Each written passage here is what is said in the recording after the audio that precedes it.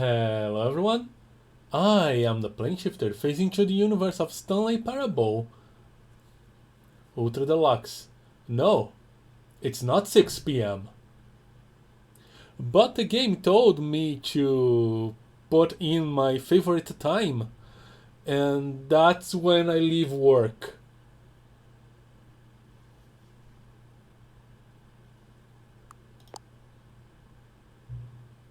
Ah, 6 p.m., your favorite time of day, indeed. Or could you simply not resist giving me the correct time again? Nah, it's the favorite. After all, I know how much you enjoy setting the time correctly. I almost did that until I remember your words. Okay, now I'm curious how accurate 6 p.m. is. Let us use another slider to find out. How accurate is 6 p.m.? Well, it's 3 p.m., so I'm gonna say very inaccurate. You know, can I just say, regardless of the accuracy of the clock, I'm having a great time adjusting these settings. I feel like I'm learning more about you and how you like things to be set. It's good to collect data. Are you gonna sell it? Are you gonna show me ads? I wish you had more sliders, but we've gone through all the sliders I have. Perhaps I can invent some new sliders to gather new data on you. Shouldn't be too hard. Yeah, let me wrap a couple new ones up. Should be ready by the next time you boot up the game. We're playing two games here, right? The whole Stanley Parable nonsense and there's a little bit of a meta game with whoever this guy is that's talking to me about clocks and sliders.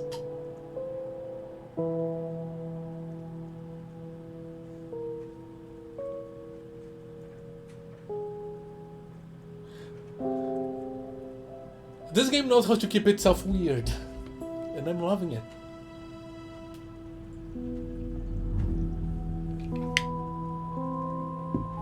I'm kind of curious about what's gonna happen with the whole start the game thing. Eventually, you might just need to go away and back.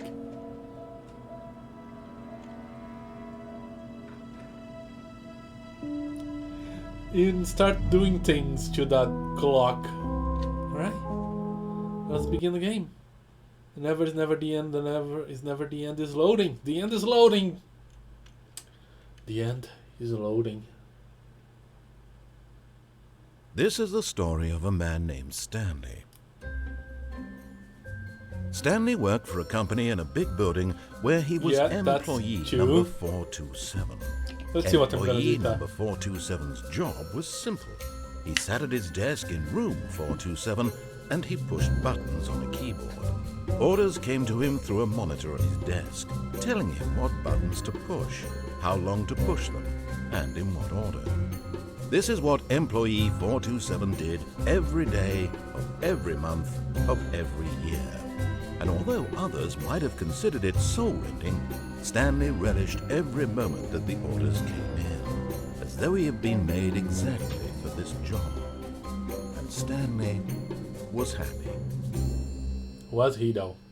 No changes. And then one day, something very peculiar happened. Something that would forever change Stanley. Something he would never quite forget. He had been at his desk for nearly an hour when he realized that not one single order had arrived on the monitor for him to follow. No one had showed up to give him instructions, call a meeting, or even say hi. Never in all his years at the company had this happened, this complete isolation. Something was very clearly wrong. Shocked, frozen solid, Stanley found himself unable to move for the longest time. But as he came to his wits and regained his senses, he got up from his desk and stepped out of his office. Okay, nothing changed here. Hello, Piero. Hello, mate. Yeah, I just said that. All of his co-workers were gone. What could it mean? Stanley decided to go to the meeting room. Perhaps he had simply missed a memo. Can I go back to my office? Oh, no. Yeah, there's one of the monitors I need to click. Is Stanley's monitor. I need my bucket. Stanley lifted the bucket into his arms, and a wave of comfort rushed over him. Okay, I still have the stickers. Oh, we totally need to see this. I hope I don't break anything. Stanley clung the bucket to his cheek. Could his co-workers really all be gone?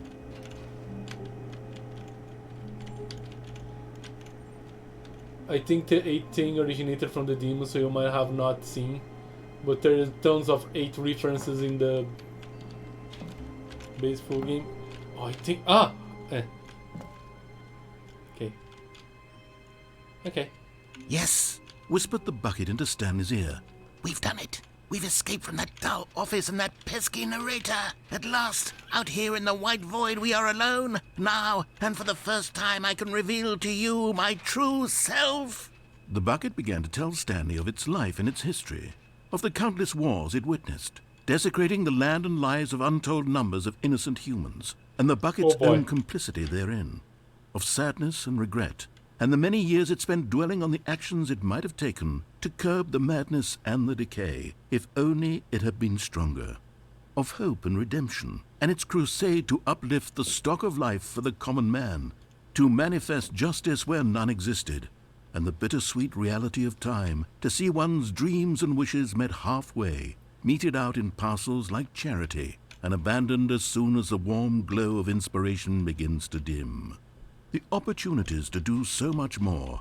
There was so much it could have done, perhaps, the bucket wondered to itself. Perhaps if it had seen its own darkness with a clearer perception.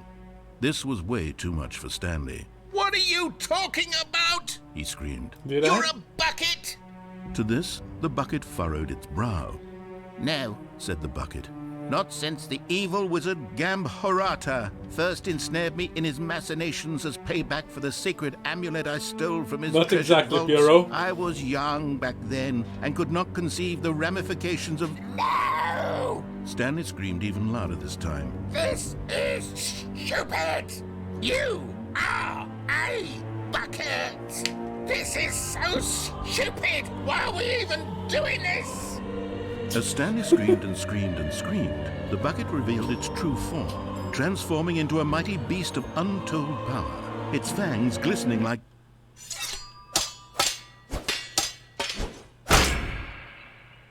The companion cube never did that to My me. God, Stanley, you did it. You saved us from the bucket. Thank God you already had all 12 emblems of sages and knew the incantations to summon their true power. Otherwise, we would have easily been overwhelmed by the bucket's power. I'm speechless. You've demonstrated such bravery here today. Come, let's restart the game, and we'll agree to never again go trifling with this bucket, nor the dark magic cast away inside of it. Okay, I didn't expect that. When I jumped out of that window. JRPG final boss music in the...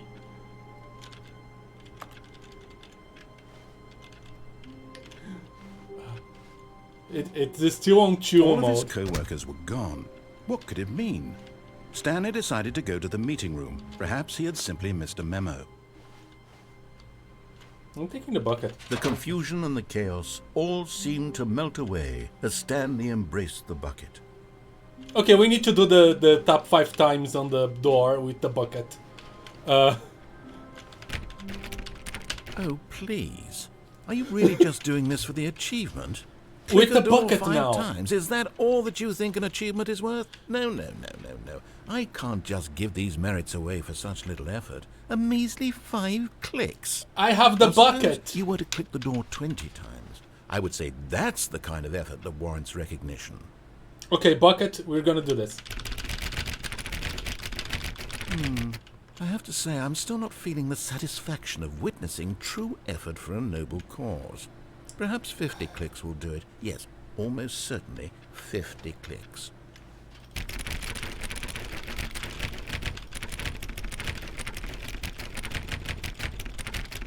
Did I break it? No, I'm still not Okay. feeling it. You see, now that you've gotten the bucket involved, my standards have gone up. Oh! Merely clicking a single door is no longer enough. Now, I want to see you press this bucket against multiple doors. Now, that's Okay. the kind of thing that merits an achievement. Why don't you put 20 bucket touches into door 417? Now you're talking. Let's go to door 417. I was starting to get worried that it didn't change. So I look it up to setting solutions. Turns out it isn't some super clever thing, but very tedious. And I guess I'm brand for this game with play for 24 hours achievement. Yeah. How many? Okay, great. Now, go touch the bucket on door 437 a few times. Where's 437 again? I never remember where those doors are. Yes, now we're getting somewhere. How about door 415? Give it some bucket love. A bucket love. You know, this bucket is probably a cosmic horror. Goes. Now back to door number 437. It's exactly the same thing with just a few new lines involving the bucket, huh? What? You know, I think the copy machine needs some attention. Why don't you rub the bucket on it a bit? Will I collect the thunder? All right, back to room 417. I'm really feeling it now. I think we're getting somewhere. Okay, now bring the bucket on top of employee 419's desk. 419. It's exactly the same thing. Oh. My input got reset. Yes, this is great. Now the bucket knows exactly what it's like to be employee 419. Now, let's introduce it to door 416. We've almost got it. Now make the bucket and the copy machine touch again. Okay. I doubt you'll be able to figure out if you haven't looked up. Finish it off, Stanley. 5 touches of the bucket on door 430. Okay. And you're not all that excited as you were before, but yeah, here we go. Yes! We did it! Wow! That felt amazing. You know, not all buckets will get this kind of experience. They won't all know what it's like to slam repeatedly against nearly every door in one section of an office building, or what it's like to be employee 419. Buckets may dream of an experience like this, but few can say they've truly lived it. You've given a bucket hope today. Stanley, I'm very proud of you. Let's hope it doesn't destroy the world. Where I'm supposed to go now? Oh boy. Wait, did I see the... Ah, I saw that. So, what is the solution to the settings thing?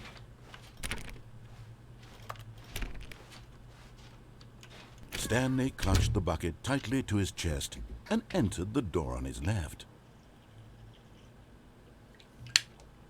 You know what? Let's just enter the door to my left.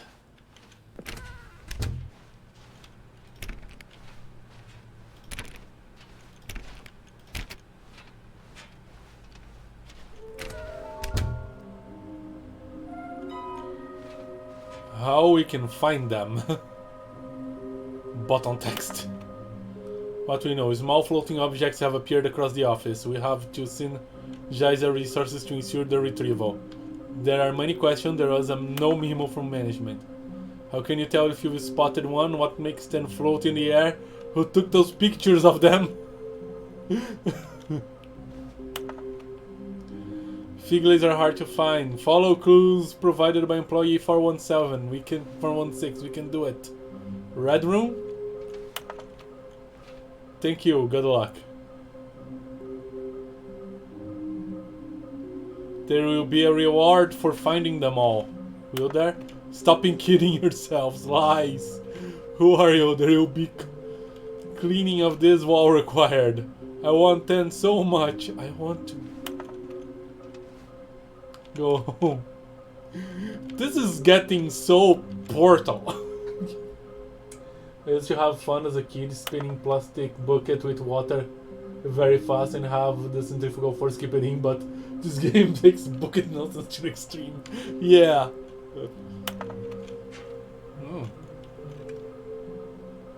Figurine Finders Committee. Okay. Beware the false prophet. Collecting is sexy. I'm stuck. Yeah. Possible clue. Approximately here. That looks like the apartments in Portal 2.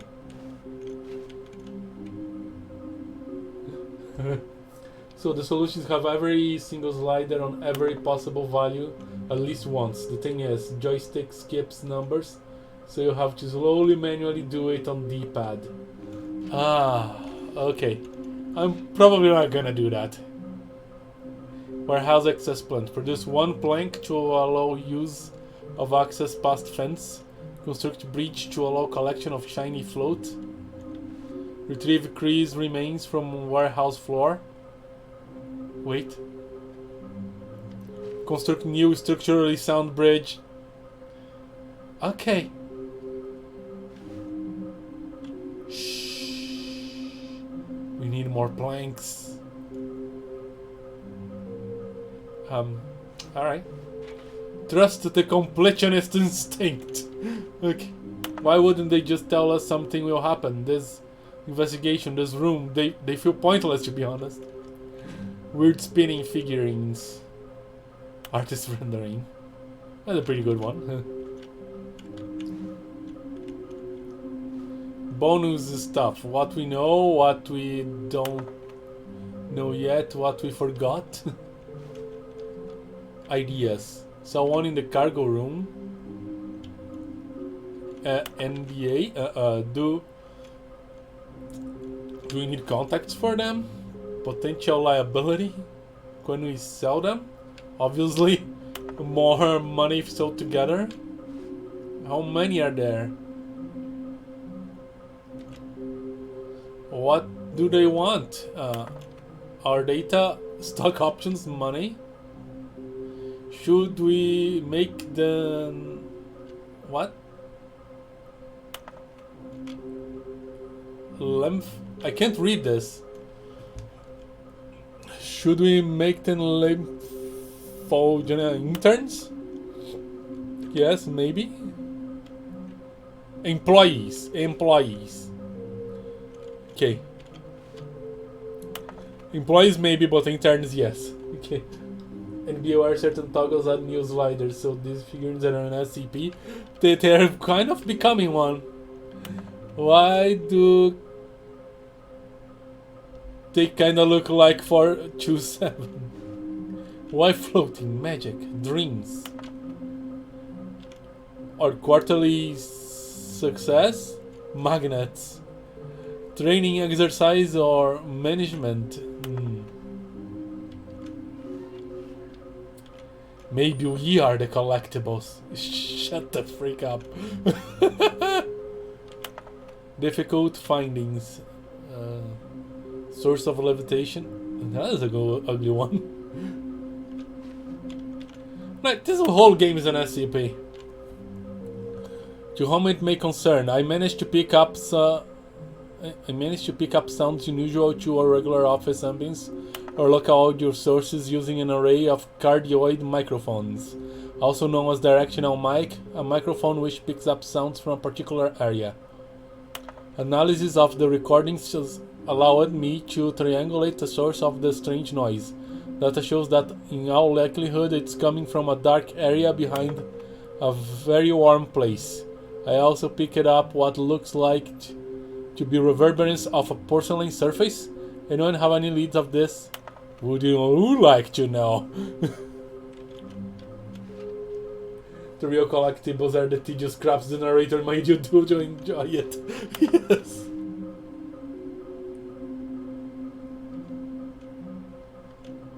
Where are they? Please do not leave the office before reporting back on any new findings. Teamwork and communication are of great importance at this unprecedented time. Thank you. Help, I'm apostate.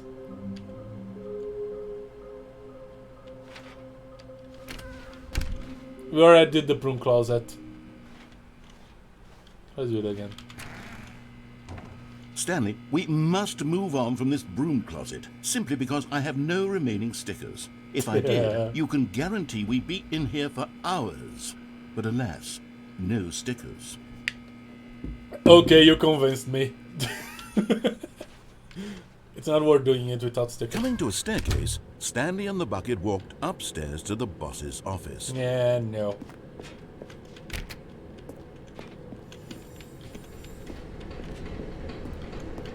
Oh. Okay, I'm going back to the name of these little Stanley figurines, and now I'm torn between Stanlerines and Figlies. What do you think, Stanley?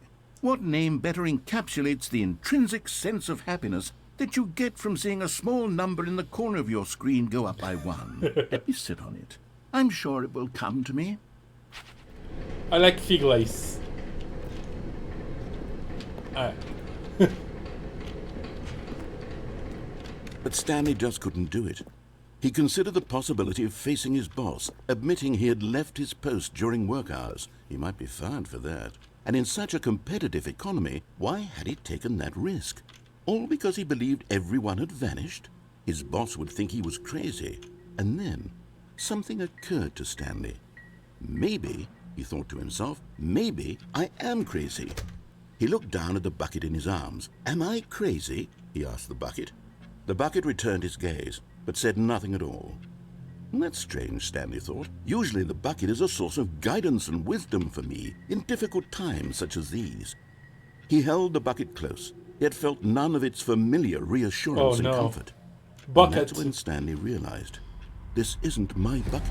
It's just a normal, everyday bucket. Someone else's bucket, perhaps. How did I end up with someone else's bucket? This is all terribly wrong. Surely no good would come from this. Who knows what sorts of bizarre hallucinations Stanley might experience without the psychologically grounding presence of his bucket.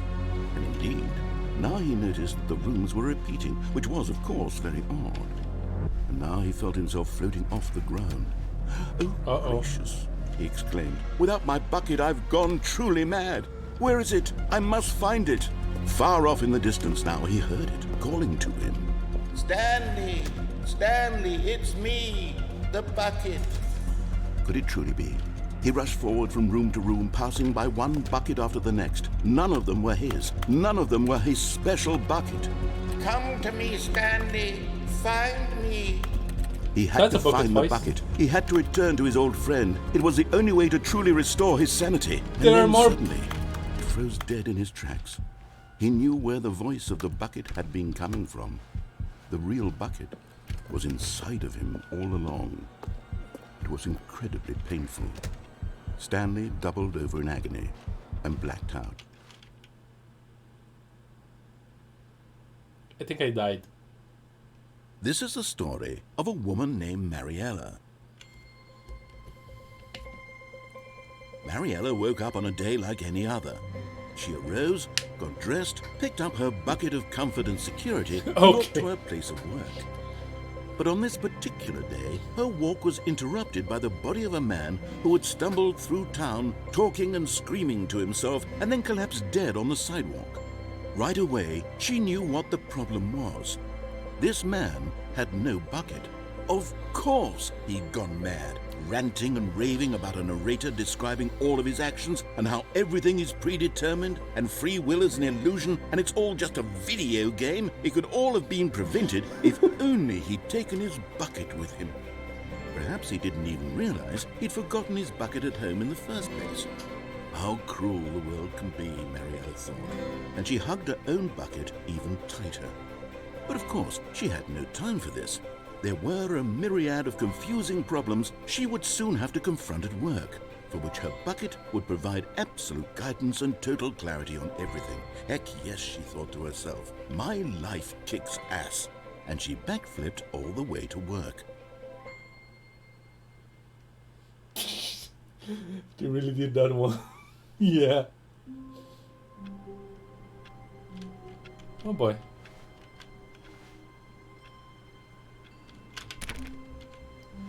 All of his co-workers were gone. What could it mean? Stanley decided to go to the meeting room. Perhaps he had simply missed a memo. We need to keep the bucket with us. Warmth spread through Stanley's arms. With the bucket in his arms again, he was home. Oh boy.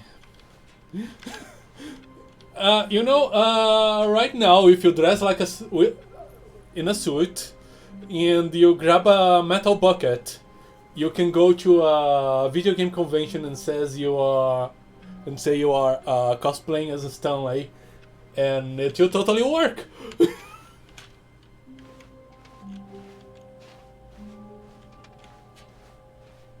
Stanley clutched the bucket tightly to his chest and entered the door on his left.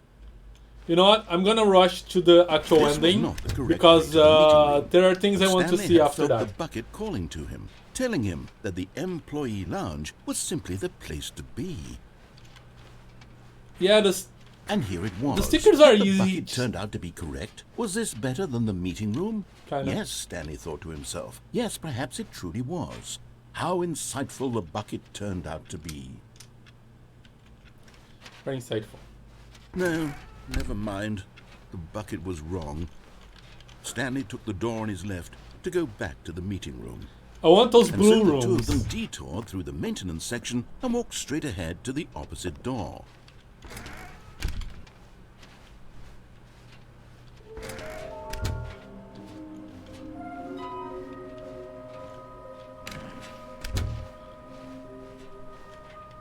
Coming to a staircase, Stanley and the bucket walked upstairs to the boss's office. Okay. And not showing up here. Stepping into his manager's office, Stanley was once again stunned to discover not an indication of any human life. Crushed by the weight of this revelation, Stanley may have broken down into an emotional dumpster fire if not for the soothing presence of the bucket. Even now, in his darkest of hours, did the bucket's warmth and guiding light pierce the dark clouds of confusion and chaos. I forgot It would the... be with him, always. The bucket would. And he knew it. The two of them were inseparable. At this point, Stanley was so absorbed in the tender spiritual connection he shared with the bucket that he didn't notice the keypad behind the boss's desk. Nor in his bliss of simply being near the bucket did he have any notion that the PIN number for the keypad was 2845. I remember the numbers. I didn't remember the order. But Stanley guessed the correct code by sheer luck. Was it that the bucket knew all along? Was the bucket guiding him? Yes, this is certainly the most logical explanation. I think you could do without the stickers as well, because you only get those if you enter the closet. 0451. I should notate this.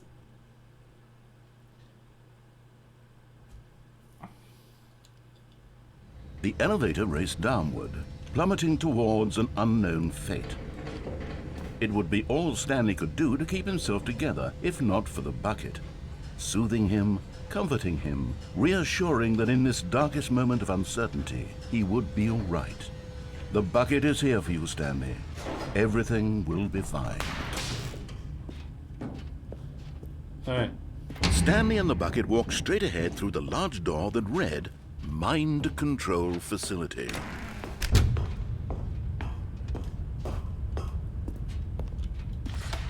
The lights rose on an enormous room packed with That's a bit of an television immersive screens. scene reference. What horrible secret did this place hold? Stanley and the bucket both wondered to themselves. Okay. Let's see. There is the... Yeah, when I did this ending and I had to, like, Monitor stop for the jumped to day, life, there was, and Stanley like... nearly dropped the bucket in shock. Everyone in The office was being blue, and I want to videotaped, know what the heck is monitored going on with like that. guinea pigs. The bucket had never seen anything like this, and it very nearly burst into tears as Which Stanley one? cradled it gently, reassuring it that everything would be fine.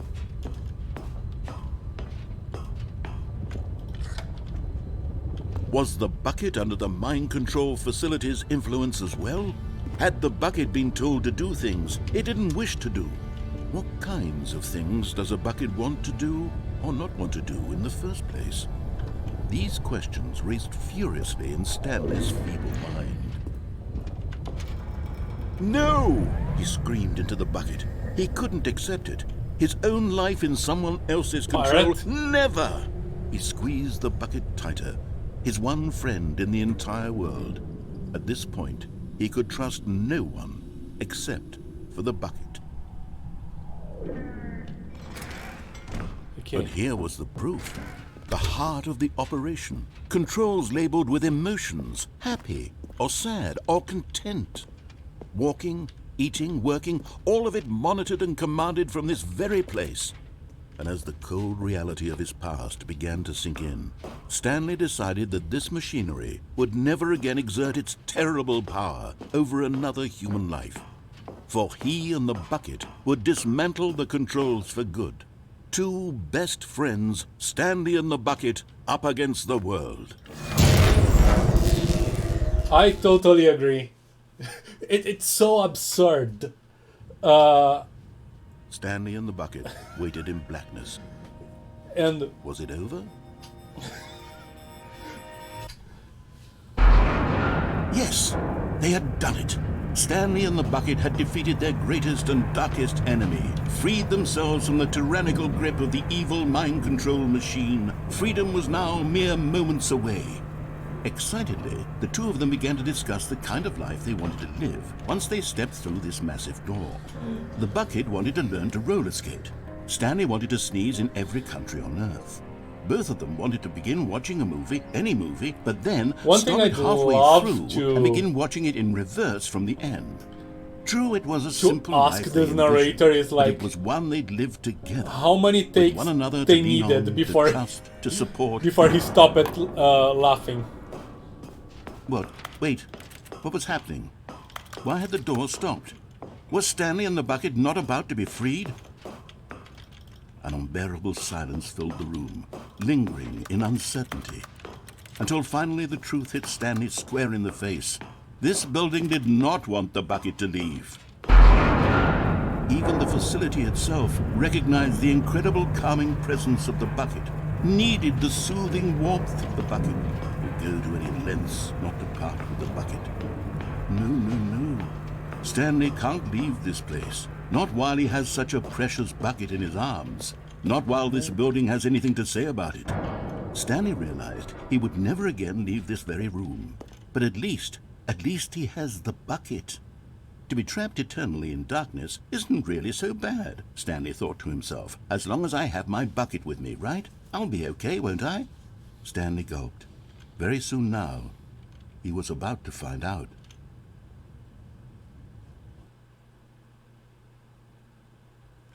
New Death Battle, the bucket versus the companion cube. It didn't change anything. All of his co-workers were gone. What could it mean? Stanley decided to go to the meeting room. Perhaps he had simply Stanley picked up the bucket and smiled.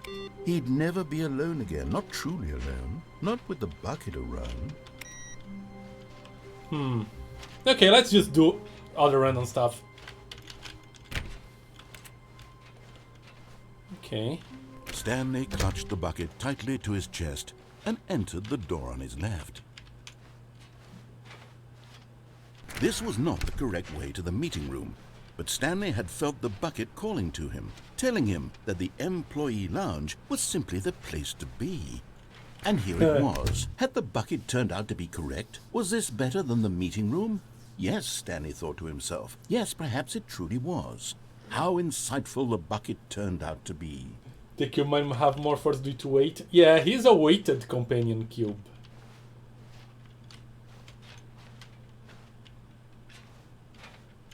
Truly, being here with the bucket was a grand adventure. Stanley reflected on all they'd been through together. First, walking through the door on the right. Then walking to the lounge. Then arriving at the lounge. What a thrilling journey the bucket had inspired. Yes. Thrilling. Perhaps this was where the bucket felt most truly at home. Here in the employee lounge. Perhaps it's the only place a bucket can even feel at home. The bucket might contain lava, yeah. That could... Stanley decided to just give the bucket absolutely as much time as it needed to be in the lounge. But then... Clearly, the bucket and the employee lounge shared a special connection. Do you think this bucket's the same bucket as Minecraft? Ooh, this bucket then I would have gone through so many adventures.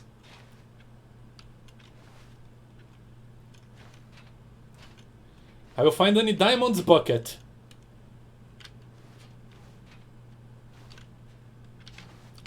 Ooh, I guess that's it. But finally, the bucket was done being in the lounge, and they took the first open door on their left to get back to business. No, Said the bucket. don't go to the meeting room. Go somewhere else. The cargo lift, yes. Go there. Go to the cargo lift. Oh boy. Okay, what are we going to do here? That's the whole crazy situation with the blue and red doors. I can just kill myself. And I can go talk to my wife. Good, Said the bucket. now ride the lift all the way to the top. There's something up there I need you to do. Stanley did not question why or how this bucket was speaking to him. It should have alarmed him, of course, because buckets can't talk. But Stanley chose not to think about this obvious fact. He was firmly convinced that the bucket had spoken to him, and he unthinkingly did whatever the bucket asked. No. But Stanley feared that any path he walked might lead to the separation of himself and the bucket, his dearest friend. So he threw himself to his death, that they might die in one another's arms. How deeply touching. Touching is the way to put it. Okay. All of his co-workers were gone. What could it mean? Stanley decided to go to the meeting room. Perhaps he had simply missed a memo. The good old bucket. Just Stanley and the bucket, off on another thrilling adventure together. Stanley clutched the bucket tightly to his chest and entered the door on his left. I think the next thingamajig is on the secretary computer.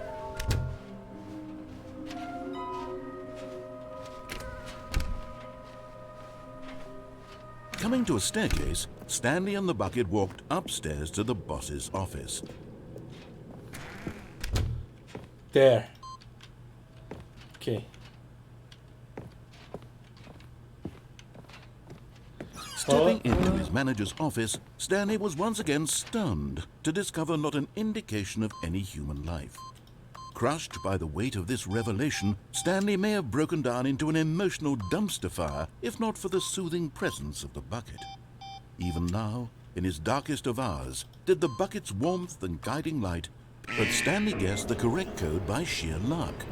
Was it that the bucket knew all along?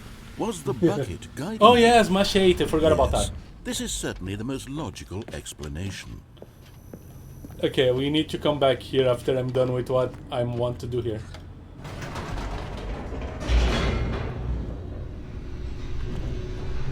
We're gonna escape this facility.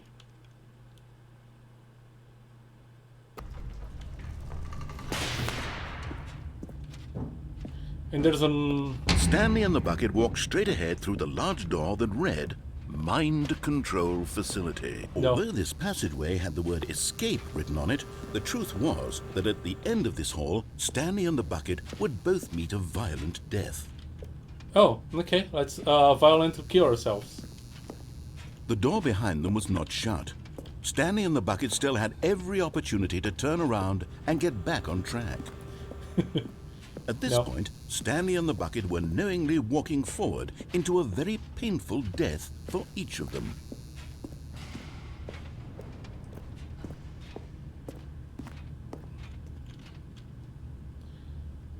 Will I?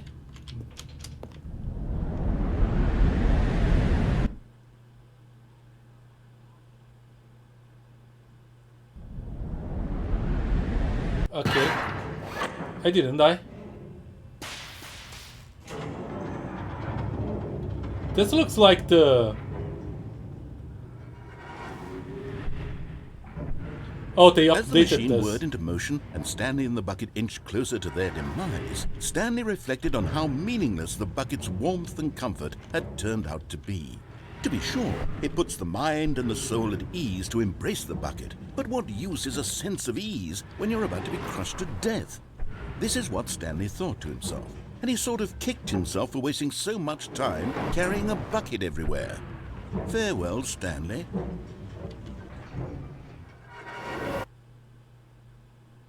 Ow. "Farewell, Stanley," cried the narrator, as Stanley and the bucket were led helplessly into the enormous metal jaws. In a single visceral instant, the bucket's life came to an end, as it was crushed violently to death. Okay. Even her. The Stanley It was Parable. a shame, the death of such a magnificent bucket. It's true that all buckets are radiant in their own way, but this one stood above the rest. It was a glorious bucket to behold. It's a picture of the bucket. Oh my goodness. The bucket welcomes you to the grand exhibit. You are standing at the precipice of knowledge. Much like a bucket itself, the human mind is frequently empty within, a cavernous void. But through use of the exhibit in front of you, your mind becomes full and enriched and substantiated.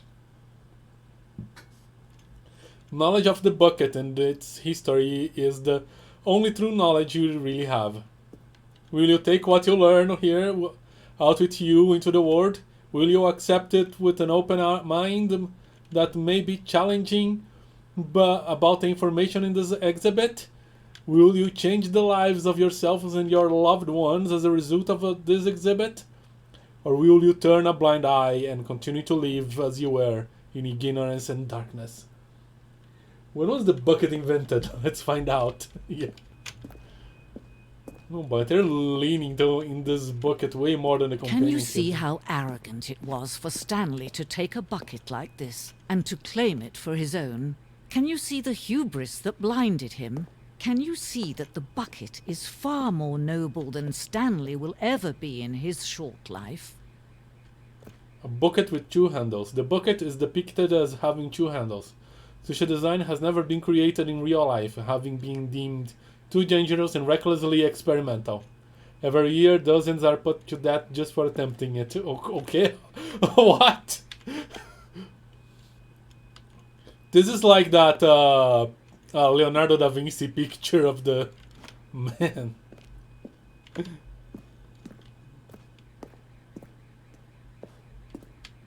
25 there's more than 25 buckets here. Photograph of 25 buckets, the greatest number of buckets ever captured on camera. The photographer experiences catatonic shock for several weeks as a result of euphoria from exposure to this many buckets at once. No, okay. There are more than 25 buckets here. 1, 2, 3, 4, 5, 6, 7, 8, 9, 10. Yeah, way more. Like, what the heck? I'm gonna count every one of them. No, I'm not. Okay. Inferno bucket. Gonna grab it. It's made of wood. Is it? A replica of the Inferno bucket, which is in the medieval era was so powerfully alluring that it drove dozens of nations to war with one another for control of it. Billions died, and yet, in spite of it all, the simple fact remains: no one can control a bucket. Okay.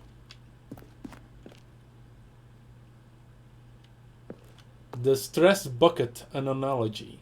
Worrying, negative forecasting, negative thinking, lack of reassurance, stress equal the level of water in the bucket. Vulnerability equals size and length of the bucket. Coping strategy equals holes. Rest and relaxation, doing something you enjoy. Rest and relaxation. Okay. The stress bucket. Presented without commentary. Okay. There's a share over there. To appreciate the stress bucket.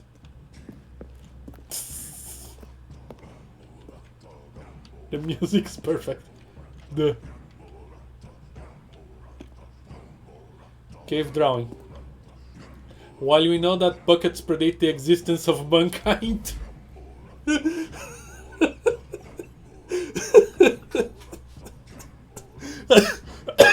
Someone wrote that line.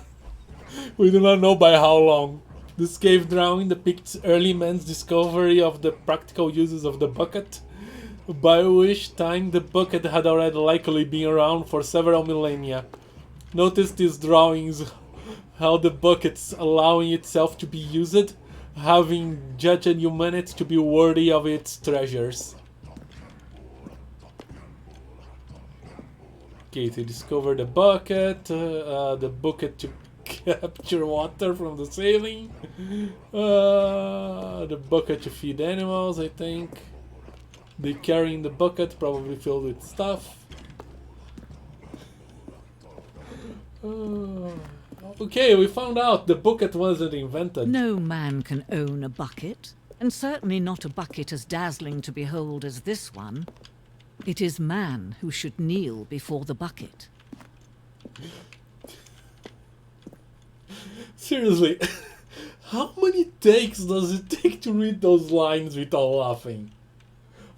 I need to know. The hanging bucket. Ooh, we should be careful. This piece symbolizes the necessary relationship between bucket and humanity. However clear our grasp of the bucket may be, there is yet more that is always out of reach. This distance inevitably is for our own good. That's a hole. I can't jump. What? Okay. I'm kind of flying. I'm gonna grab this.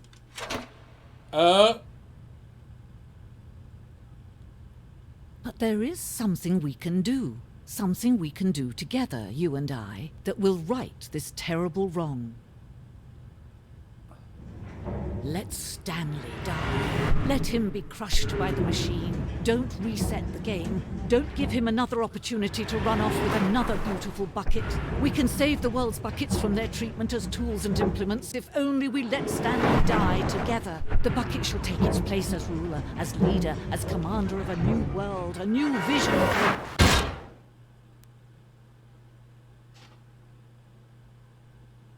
Did it work? Do we have a bucket as our overlord?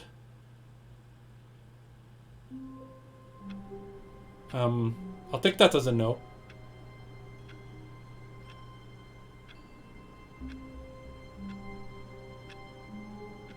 Okay. Just a step through this door, Stanley thought to himself. That's all I need. If I can make it through this door, I can make it through them all.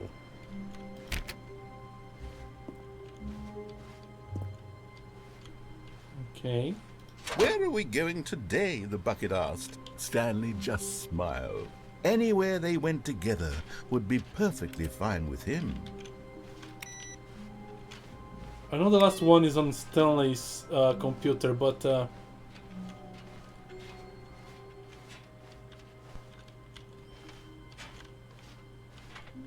okay. Stanley clutched the bucket tightly to his chest and entered the door on his left.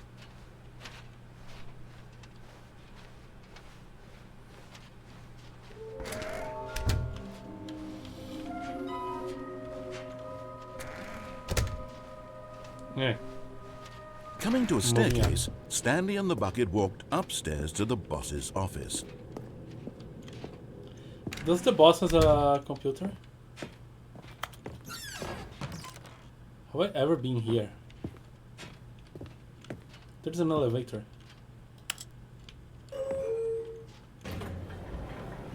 Okay. I'm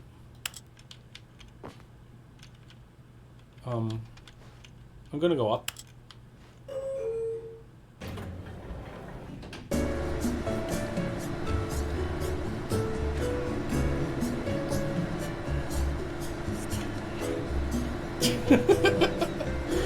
How's the Stanley's?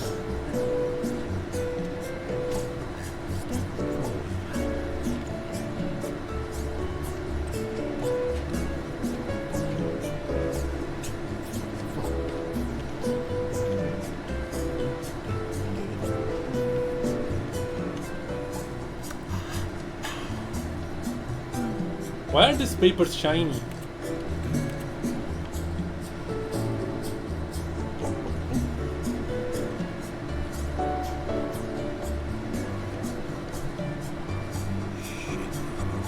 I was supposed to go type 888 and I got sidetracked.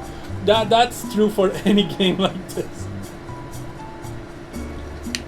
I'll never do what I set out to do. Are you done? Is this another? Is this the same place? This is the same place.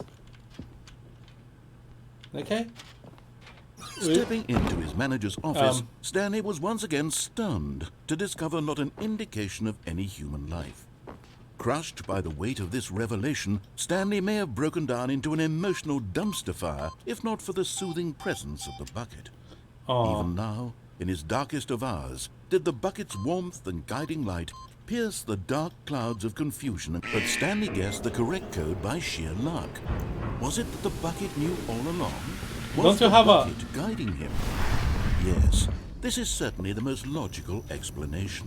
Don't you have a line about me interrupting you? Come on.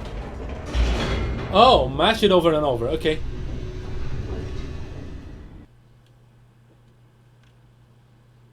Shall be done. It shall be done. But now that we are sidetracked, let's straight ahead through the stay large door sidetracked. that read Mind Control Facility.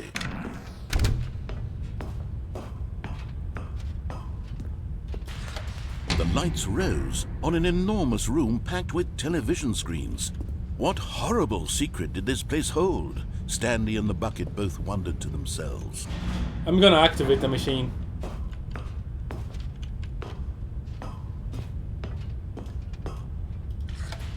The monitors jumped to life, and Stanley nearly dropped the bucket in shock. Everyone in the office was being videotaped, monitored like guinea pigs.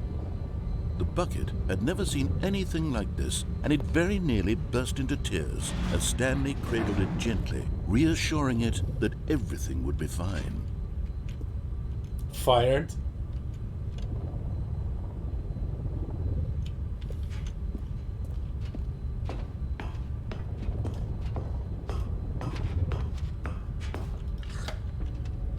Was the bucket under the mind control facility's influence as well? Can Had I the find bucket been told to do things it didn't wish bucket to monitor? do? What kinds of things does a bucket want to do or not want to do in the first place? These questions raced furiously in Stanley's feeble mind. Okay. No! He screamed into the bucket. He couldn't accept it. His own life in someone else's control, never! He squeezed the bucket tighter, his one friend in the entire world. At this point, he could trust no one except for the bucket. But here was the proof. The heart of the operation. Controls labeled with emotions, happy or sad or content. Walking, eating, working, all of it monitored and commanded from this very place. And as the cold reality of his past began to sink in, Stanley decided that this machinery would never again exert its terrible power over another human life. For he and the bucket would dismantle the controls for good. Two best friends, Stanley and the bucket, up against the world. They high-fived in a really cool way, and the bucket made a sassy comment about taking down the system. Mind control time, no activity found, is that it? Hard to hear it, wait. But at the last second, the bucket jumped in and pressed the button to turn on the controls. Bucket! Stanley No! gasped in horror. Had this been the bucket's plan all along? To take over the machine and claim the power for itself? Bucket! How could the bucket have betrayed him like this? Stanley was prepared to throw the bucket away in disgust when suddenly an image appeared upon the enormous screen. Birds. Silly birds. The control buttons became active again.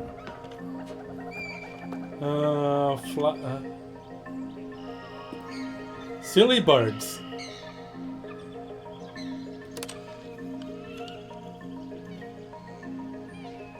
Stanley flipped through one video of silly birds after another, and then it dawned on him. This wasn't a mind control facility at all. It was a facility for monitoring and surveilling silly birds all over the world. The mind controls were That's only not a a silly facade to disguise its true intentions. Had the bucket known this all along? Stanley marveled at the metal genius in his hands, the one who had pointed him towards this incredible discovery. Stanley and the bucket never found freedom because they spent the rest of their lives here in this place, flipping through live streams of the silliest birds imaginable. Of all the possible paths his life could have taken, this one was surely the best. And Stanley was happy. Well, okay.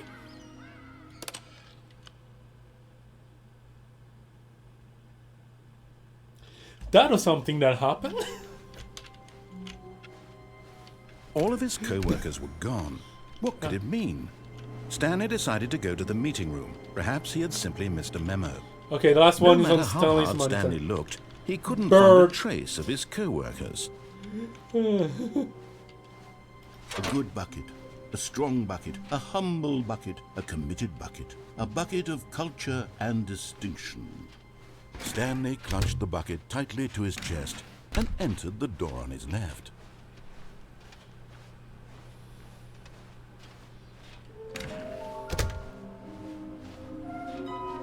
Alright. Coming to a staircase, Stanley and the bucket walked upstairs to the boss's office. Hello, the Shaded Slaves. How are you liking this game? I have already played the original Stanley Parable, but yeah, the extra stuff is great. It's just the same level of silliness or above. Stepping into his manager's office, Stanley was once again stunned to discover not an indication of any human life. Crushed by the weight of this revelation, Stanley may have broken down into an emotional dumpster fire if not for the soothing presence of the bucket. Even now, in his darkest of hours, did the bucket's warmth and guiding light pierce the dark clouds of confusion and chaos. It would be with him always. The bucket would, and he knew it. The two of them were inseparable. At this point, Stanley was so absorbed in the tender spiritual connection he shared with the bucket that he didn't notice the keypad behind the boss's desk. Nor in his bliss of simply being near the bucket did he have any notion that but Stanley guessed the correct code by sheer luck. Was it that the bucket knew all along? 8. Was the bucket guiding him? Yes, this is certainly the most logical explanation. Is there anything else for me to do here other than the 8 thing? I think I've seen everything. I've escaped. I have turned off the machine. I have turned on the machine.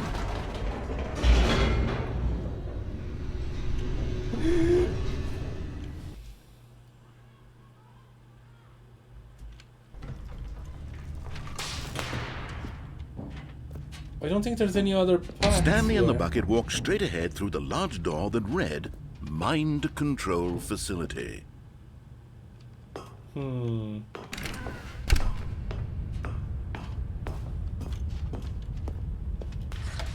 lights know there's rose something on else. an enormous Or room packed wasn't with there? television screens. No, I'm What thinking horrible about secret without did the this place bucket. hold? Stanley and the bucket both wondered to themselves.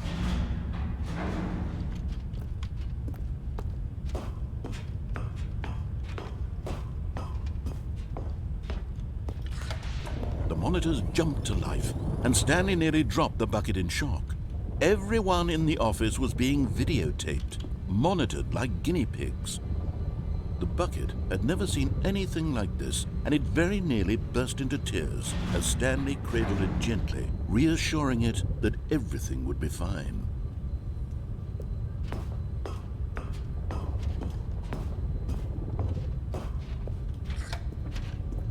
Was the bucket under the mind control facility's influence as well? Had the bucket been told to do things it didn't wish to do? What kinds of things does a bucket want to do or not want to do in the first place? These questions raced furiously in Stanley's feeble mind. No! He screamed into the bucket. He couldn't accept it. His own life in someone else's control, never! He squeezed the bucket tighter. His one friend in the entire world. At this point, he could trust no one except for the bucket.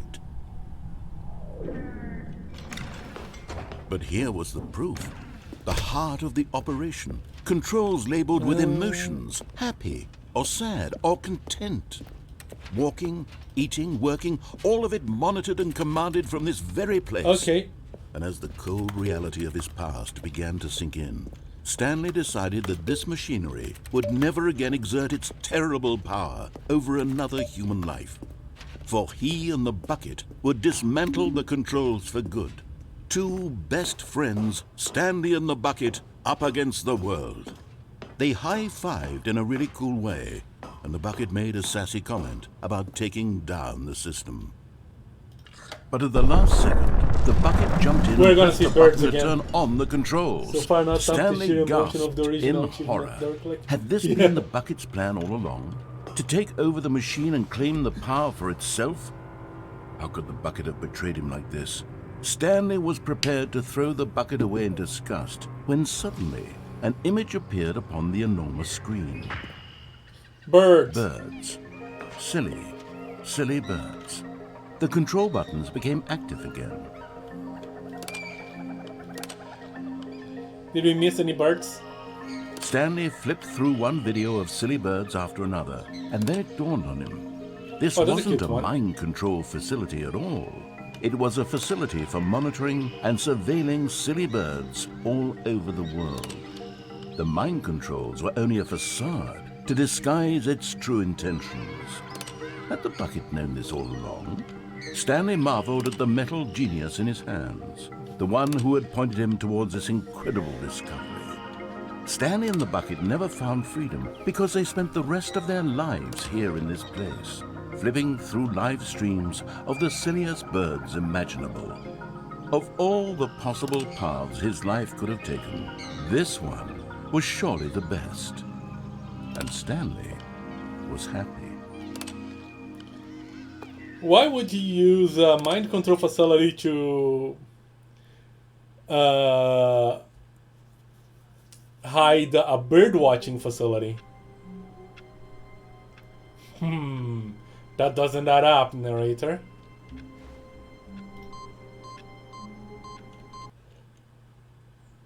Oh, we don't have the bucket. I'm on heaven. Button pressing heaven. But I do not have my bucket.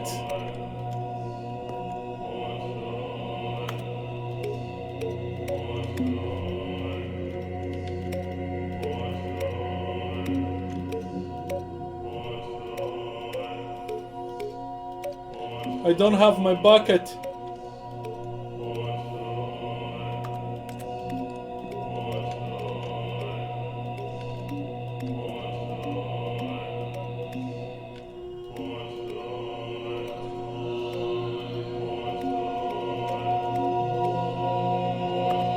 Stash weed inside a fake grenade while passing airport security. I cannot deactivate all the buttons. They do reactivate, okay?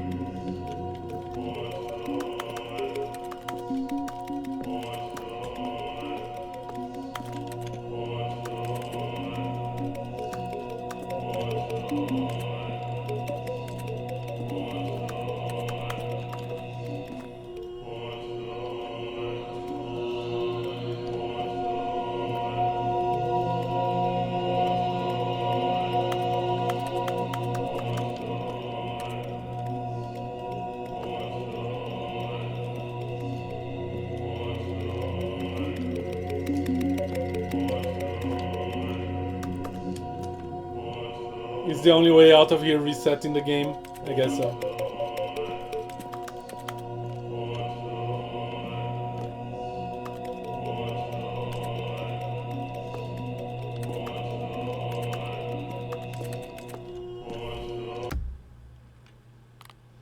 Begin the game again.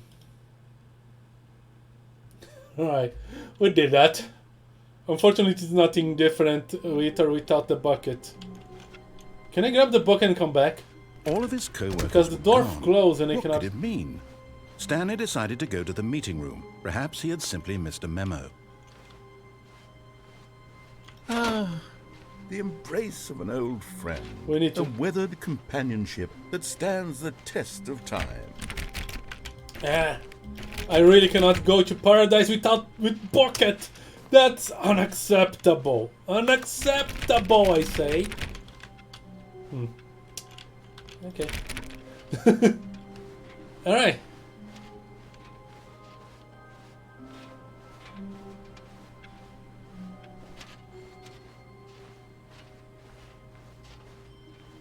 Stanley clutched the bucket tightly to his... This was not the correct way to the meeting room, but Stanley had felt the bucket calling to him, telling him that the employee lounge was simply the place to be. And here it was. Had the bucket turned out to be correct? Was this better than the meeting room? Yes, Stanley thought to himself. Yes, perhaps it truly was. How insightful the bucket turned out to be.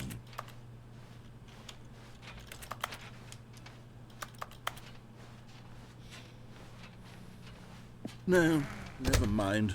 The bucket was wrong. Stanley took the door on his left to go back to the meeting room. You seem to like saying unacceptable on multiple occasions. I thought you were going for a lemon grab reference, but I might as well just link you the clip after this. I do not know where I got this unacceptable thing from. Said the bucket. Don't go to the meeting room. Go somewhere else. The cargo lift, yes. Go there. Good, Said the bucket. Now ride the lift all the way to the top. There's something up there I need you to do. Stanley Oh, did not question why or how this bucket was speaking to him. It should have alarmed him, of course, because buckets can't talk. But Stanley chose not to think about this obvious fact. He was firmly convinced that the bucket had spoken to him, and he unthinkingly did whatever the bucket asked. I'm going to do what the bucket asked. In here. Said the bucket. Go into this dark room over here. Stanley once again obeyed blindly. Dark room. Yeah, there.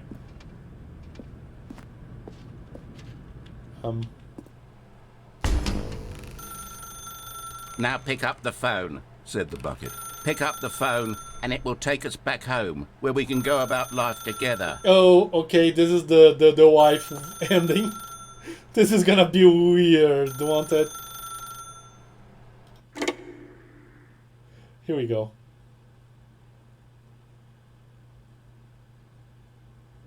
This is the sad story of a man named Stanley and his bucket. Once upon a time, I gave Stanley a bucket because I thought he was lonely and could use a friend. And then, very distressingly, he began to believe the bucket could speak to him. Okay. Where's the bucket? There it is. Hello, Stanley, it's me, your bucket. Press V to take me to work with you.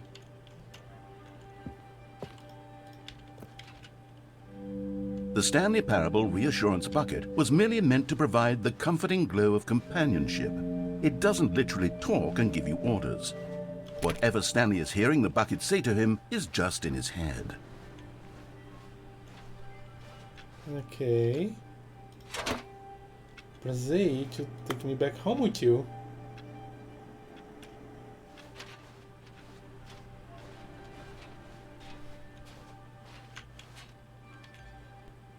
Lately, I've been concerned about him. Wouldn't you be concerned as well?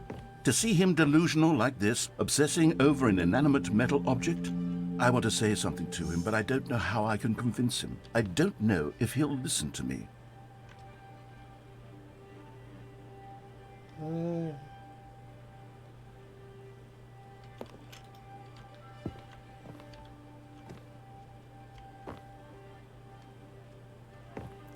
That's a nice house. That's not the time I set. By the way, there's some meta thing going on with the time setting thing.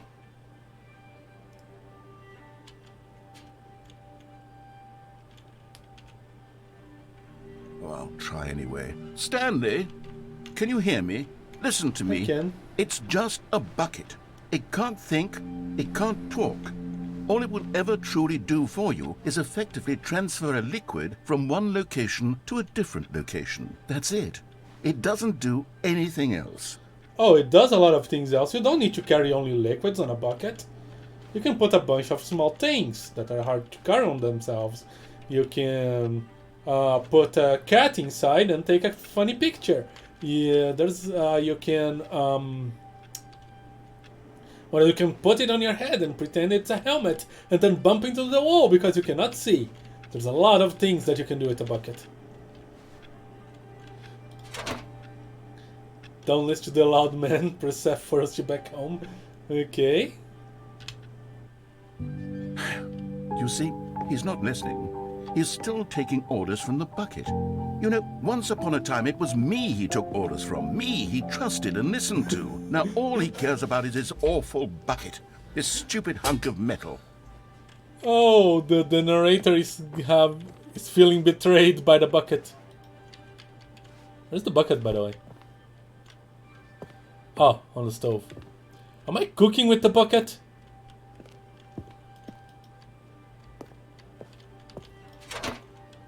Press R to ignore anyone in your life except for me.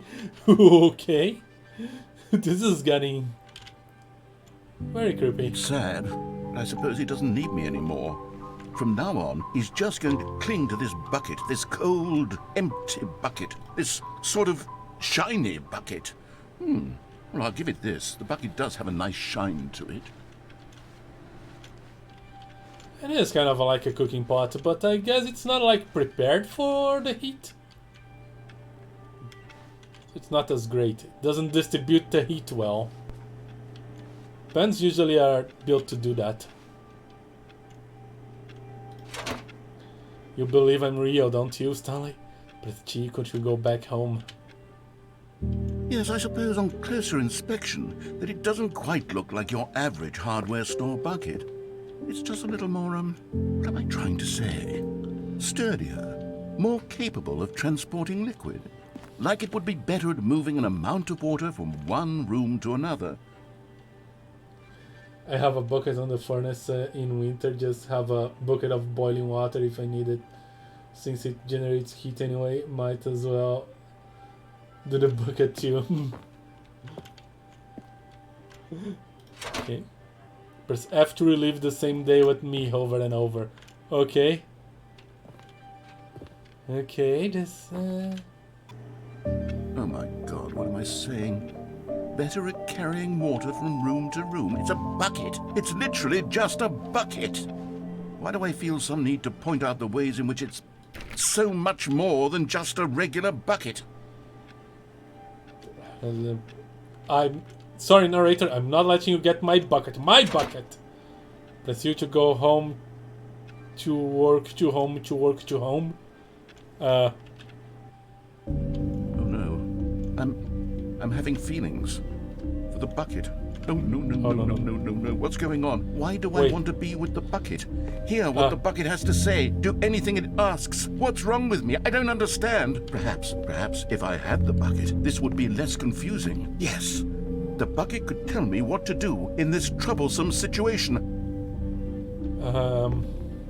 Okay, this is the bedroom. Yes, very romantic. Jazz nights with the bucket. Okay, I guess I'm gonna have a fun night with the bucket. That's not... Why is there a vase under the chair?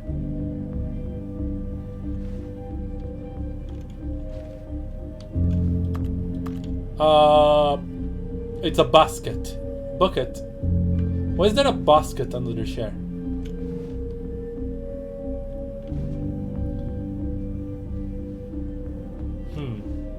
Stanley, give me the bucket. Give it No. to me. Give me the bucket, Stanley. the bucket's I need mine. It. Give it to me now. Give it, or I'll... No. Okay. The bucket is mine. Go back to work, Stanley. No comment on the candles in frying pan. I didn't see.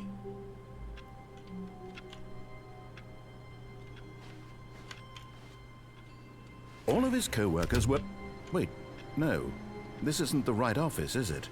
Is this Stanley's office? It is. Why do you think it's not the right office? The bucket made Stanley want to be a better man and a better co-worker. In time, perhaps, he would become both of those things.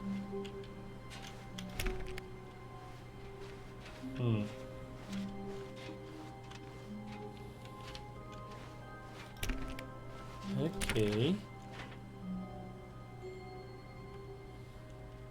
Stanley clutched the bucket tightly to his chest. This was not the correct way to the meeting room, but Stanley had felt the bucket calling to him, telling him that the employee lounge was simply the place to be.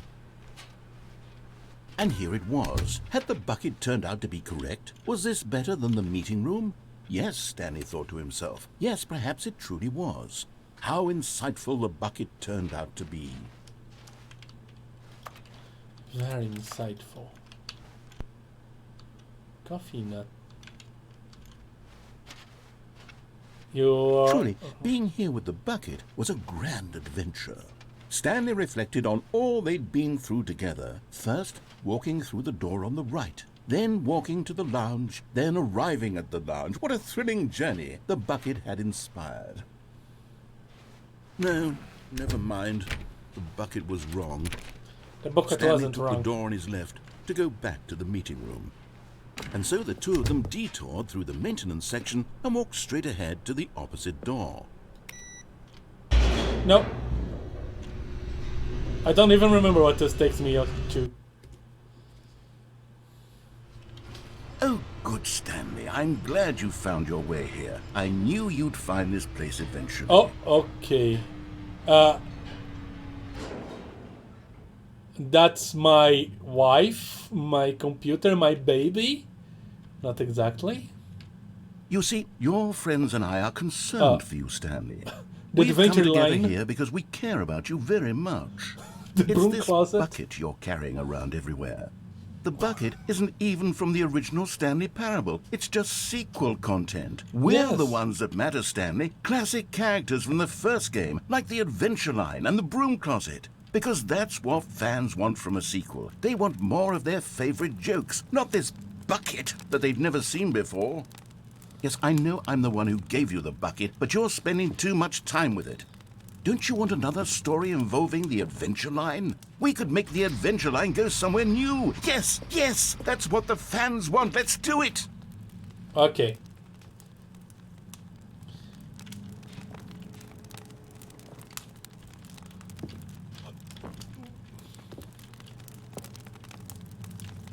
Okay, we're having an adventure line. Whee! Look at that wacky line. Who knows where it'll go off to next? Oh, and it played some silly music as well. Okay.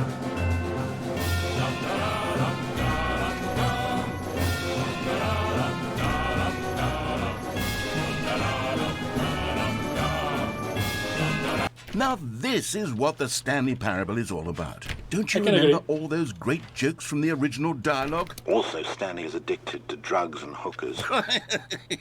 I think that's an It's as outlier. classic now as it was back then. Let's do it for the fans, Stanley. Let's give them more content exactly like this. But if we want to do that, you're going to have to give something up. Oh no, you're not gonna make me drop the bucket. Where are the textures here? Why does this place has no textures?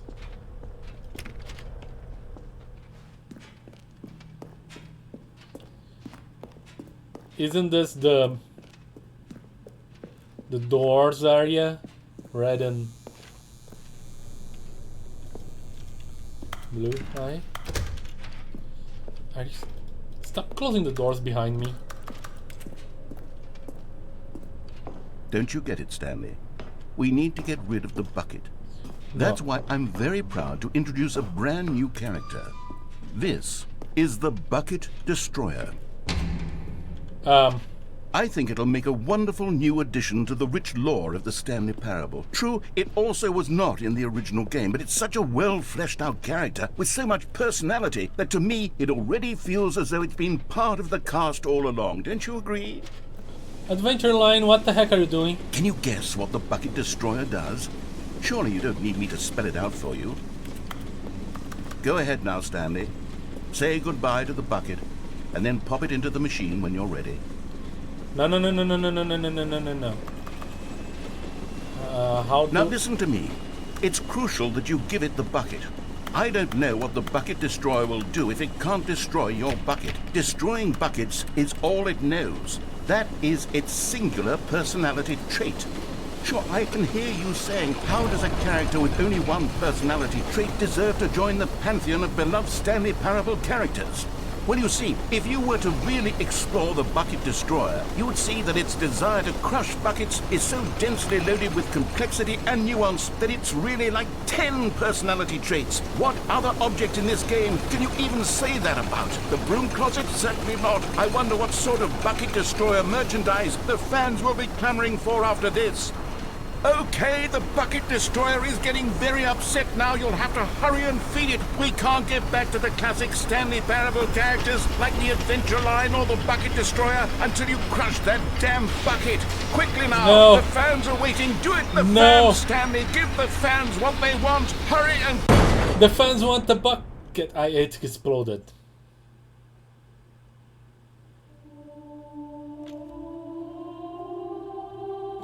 Oh no. The Bucket Destroyer. My prized creation. You had so much potential. We were going to do such marvelous things with you, tell such spellbinding stories about you. All of it squandered now. Goodbye, new friend. For the moment in time that you were here, you were magnificent.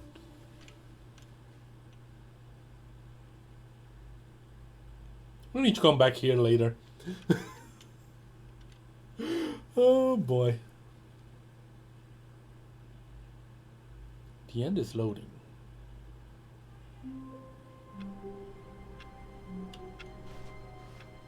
I can't wait to tell this story to my co-workers, Stanley thought. How amusing they'll find it.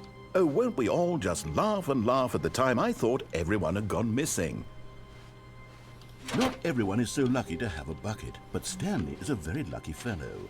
Very lucky indeed. Alright.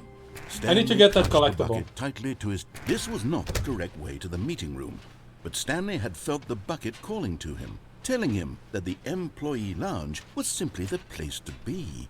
And here it was. Had the bucket turned out to be correct? No, never mind. The bucket was wrong. Stanley took the door on his left to go back to the meeting room. No, Said the bucket. don't go to the meeting room. Go somewhere else. The cargo lift, yes. Go there. Go to the cargo lift.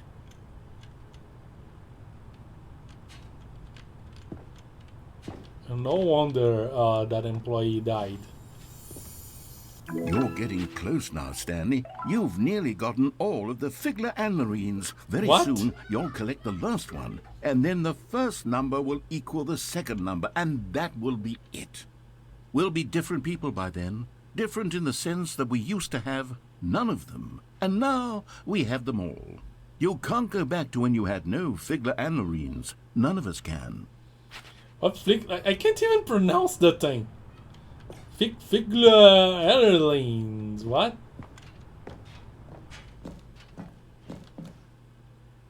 Where are you taking me? Hello? Okay, didn't expect this.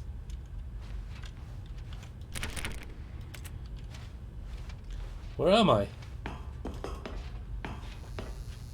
Cassette tapes. Narrator dialogue. Narrator dialogue. Narrator dialogue. Narrator dialogue. Yeah, I get it. They're all narrator dialogue. Anything different?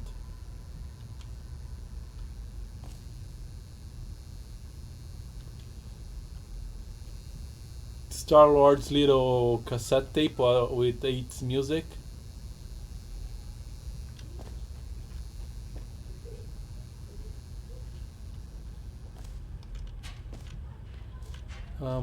Narrator, are you here?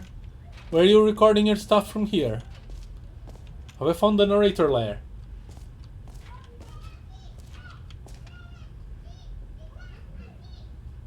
Those may be empty. Narrator sound system. Huh. Okay.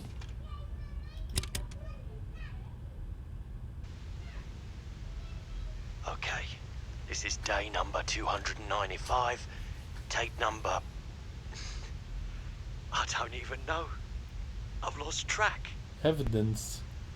Nothing feels real anymore. The longer I study this bucket, the less sense anything makes. The sheer euphoria I feel every time This is not a I narrator. pick it up. No matter how many times I've done it, it's always the same feeling. And the emptiness in my chest. This when I is set Stanley. it down, it doesn't make sense. There's no explanation for it. I still haven't figured out why I see the world so differently when this bucket is in my arms. Why everything feels so... What do I do with this treasure? I can monetize it. Are you gonna make bucket plushies? It's unthinkable the amounts of money people will pay for even just an hour with the bucket. You'll get... Okay. This is my golden ticket. But I have to be careful, because as soon as this gets out, there's going to be a target on my back. Even now, I don't know who might be trying to get... What's that? Who's there?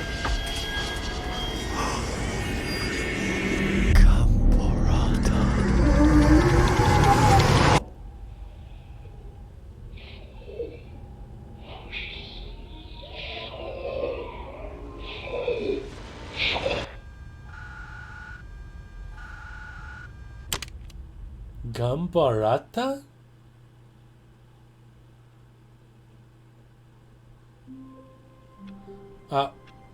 Okay.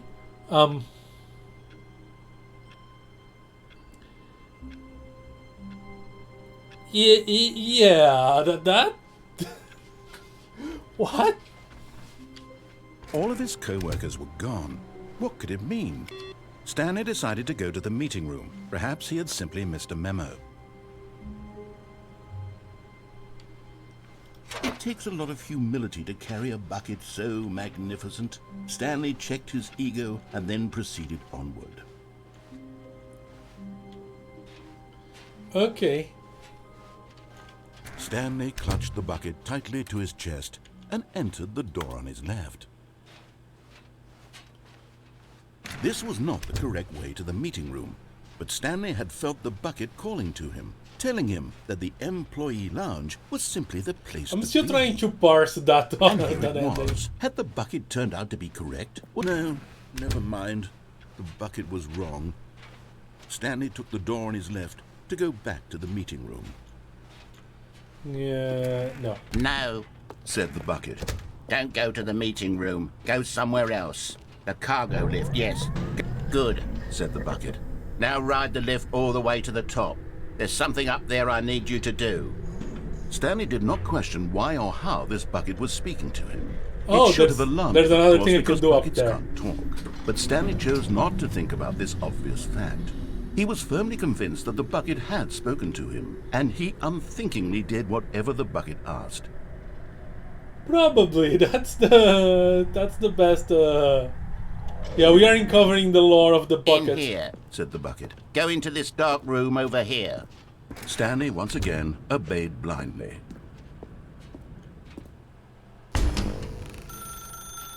Now pick up the phone, said the bucket. Pick up the phone and it will take us back home, where we can go about life together. Whoa, hold on. Why did you unplug the phone? Were you trying to resist the bucket's orders? Stanley, I was joking. Obviously, the bucket isn't talking to you and telling you to do things. Buckets can't talk. It was a joke. Don't you get the joke? It's funny, Stanley. A talking bucket. Can't you see? Oh, goodness. I must have really bungled up the delivery if you actually took me seriously. Where did I mess up the joke? Should I have paused for longer or spoken quicker? Comedic timing is so difficult. I wish I were better at it. But there isn't exactly an instructional video on comedy that one can watch to fully... Oh, wait, yes, there is. It's sitting right here. Let's take a look. Oh boy, here we go. What is comedic timing? What is comedic timing? How does it work? How long should it last? How can it be used to effectively silence your political enemies? Oh boy. And more importantly, can it be taught in its entirety within 90 seconds? Thankfully, the answer to all of these questions is yes. Let's dive deeper.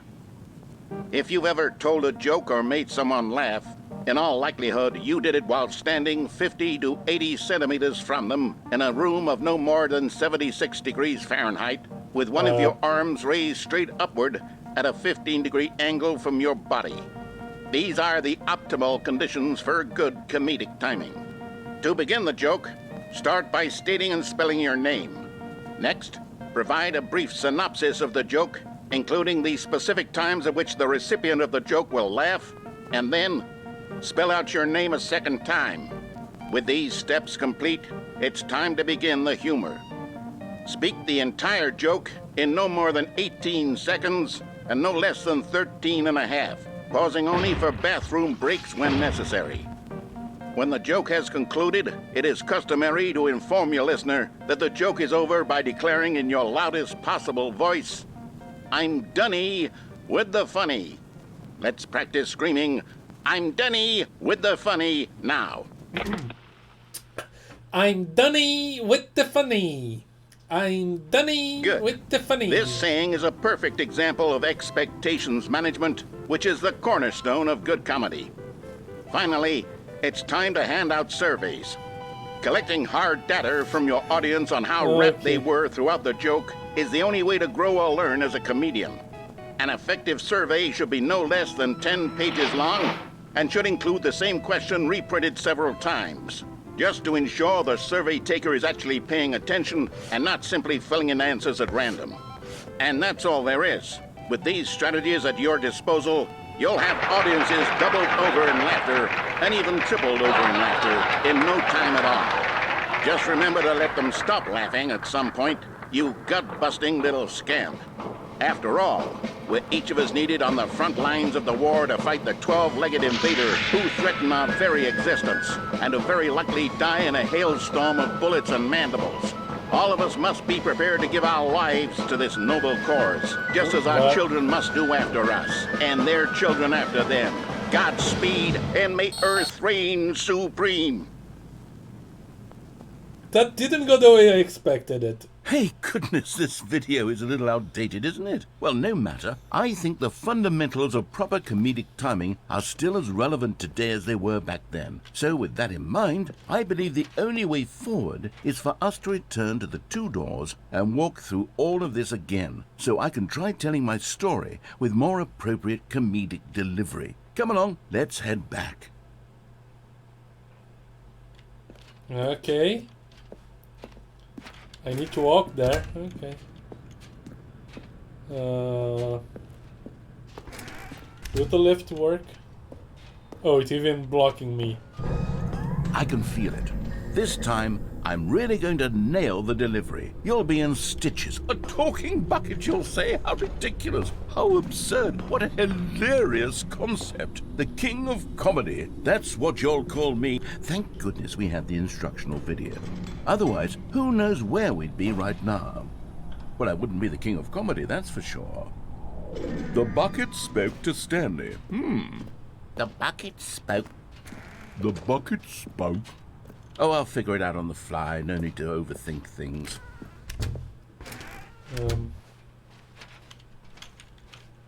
Okay.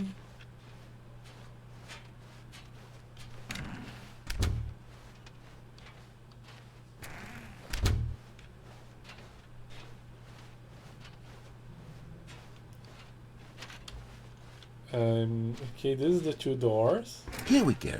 You ready? When Stanley and the bucket came to a set of two open doors, they entered the door on the left. I'm pretty sure I heard the third door.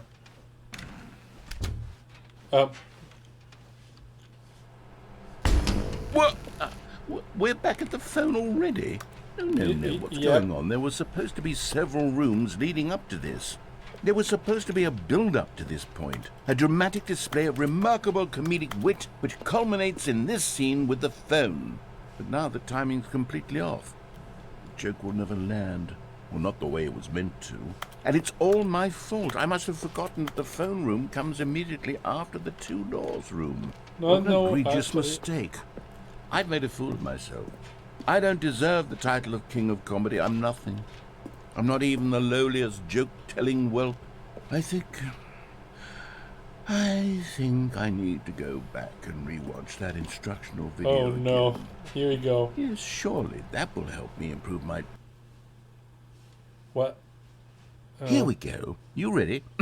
When Stanley and the bucket came to a set of two open doors, they entered the door on the left. What if I actually go to the left? No. You were supposed to go through the door on the right, leading back to the phone. Did you not even look at the instructional video? I think this is all covered very clearly. There's no way I can make the comedic timing work now. It's done. The joke is completely done and over. It's all your fault, Stanley. I'm going to be ridiculed in the community of other joke writers. I'm going to be shamed at every one of our meetings from now on. All because you couldn't watch a simple video and take a hint. Are you proud of yourself for bringing me down, Stanley? Are you proud? Okay. What? Stanley, you love the bucket so much it's like you... it's as though all of your other most prized possessions pale in comparison. Yes. Well, let me try that again, Stanley. I heard that you are pale with shame over how unabashedly in love with a bucket you are. No?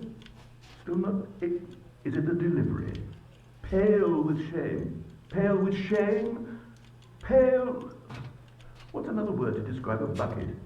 Stanley, this bucket is so metal, I think I saw it playing guitar.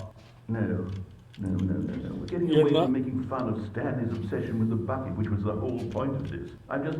I'm no good at these jokes. I need more instructional videos. That's exactly what it is. That's what will make me the king of comedy again. More instructional videos. Let's see.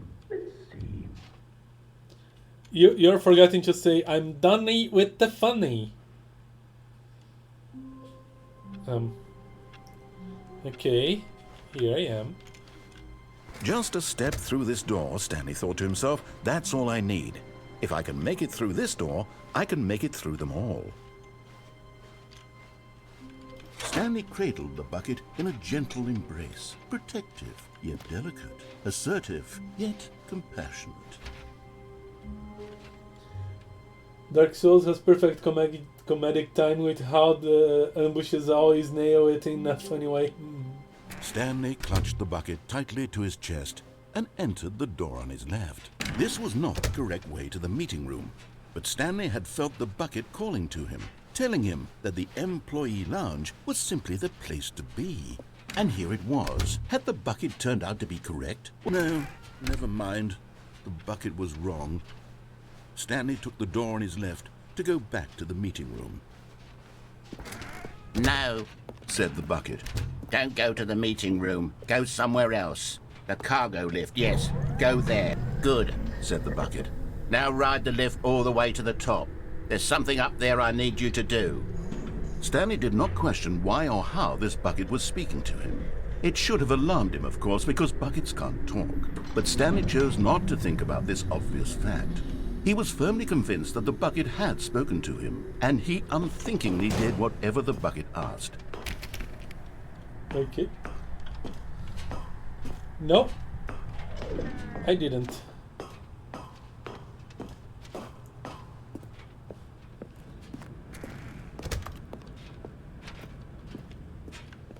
Should be 1, should be 3. No, stop. Look there on the wall. You see, there's a sign right there. It says, no buckets past this point. Stanley, how could you think it was okay to bring the bucket here? Unless, what if the problem is that you actually don't know what is a bucket and what isn't a bucket? I suppose that would explain a lot about your behavior up to this point. Which, if that's true, well, my goodness, I think we have to do something about it. This misunderstanding could have dire consequences on the entire rest of the game if not addressed quickly and properly. So much of the impact of the story is dependent on your understanding of what is and isn't a bucket. Please, step in here for a moment. Okay.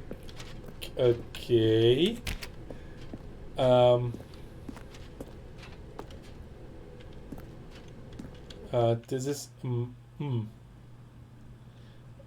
Are you gonna really teach me what is a bucket? Is this a bucket? Now then, I'm going to run you through some test scenarios, and you'll tell me whether or not the thing I'm showing you is a bucket. Okay. Simple enough, right? This should tell us everything we'll ever need to know about what is or is not a bucket. Okay, let's begin. All right. Item 1. Is this a bucket? No. Correct. It is a hologram of a bucket, not an actual What? bucket. No, wait! What? No. Why are you... No. Item 2. Is this a bucket? No. Correct. It is a 3D printed recreation of a bucket, Oh. not an actual bucket. Okay. That...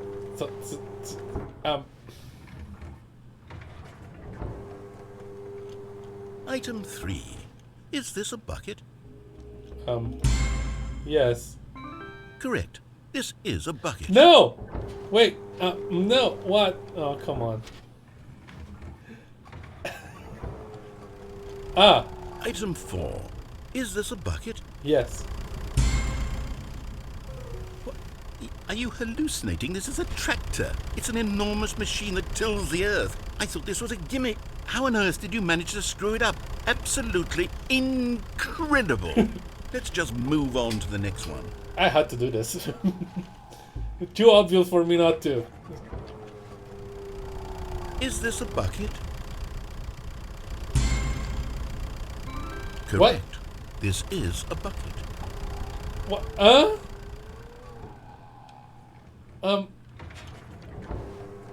What? Item 6. Is this a bucket? Trick question. Both. Gotcha. Do you even bother with what I say? Item... Wait, hold on. I can't find the next one. Let me see. It should be around here somewhere. Is it a bucket?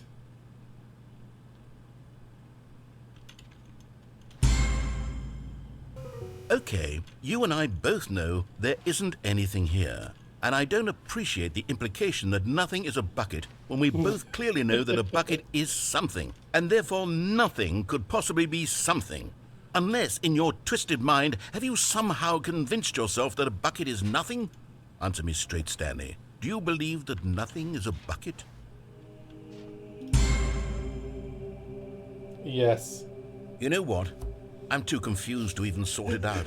I've lost all sense of perspective. What is a bucket? What isn't a bucket? Mere moments ago I could answer these questions with confidence. And yet now I'm somewhat adrift. Do any of us know what a bucket is? Am I a bucket?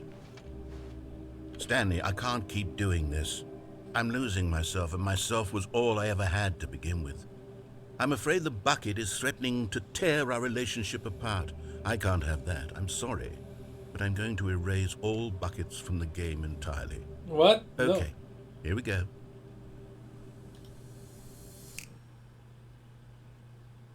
No. Am I a bucket? What happened? Is everything gone? Everything is Why a did bucket? everything disappear? Wait, was everything a bucket? Every single thing in the game was a bucket. Oh no. My God, I had no idea. How could... Except me. I'm not a bucket after all. And you, Stanley, you're still here. You're not a bucket either. Oh, this is wonderful news. Am We're I not here? buckets. Yes, I actually feel much more at ease right now. It's delightful to get some clarity on that issue, but it doesn't change the fact that we haven't got a game. So, tell you what, I'll reset everything and we'll put back all of the buckets, okay? And Okay. we'll know that it's all a bucket. But if you run into anyone else, maybe don't mention that. Who knows what that information might do to a person? All right, here we go. You know, it could be worse. Everything could be cake. Hi? All of his co-workers were gone. What could it mean? Stanley decided to go to the meeting room. Perhaps he had simply missed a memo. Stanley's bucket. The only co-worker he would ever truly need. Okay.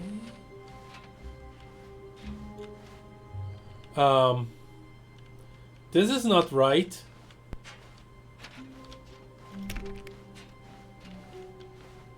Stanley clutched the bucket tightly to his chest and entered the door on his left.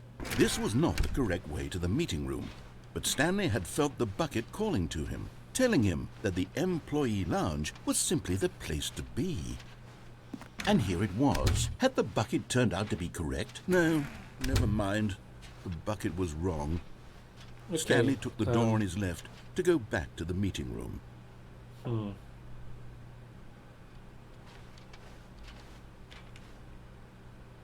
What happens if the bucket is everything? And so the two of them detoured What through the maintenance Will I section destroy the and walked ward? straight ahead to the opposite door.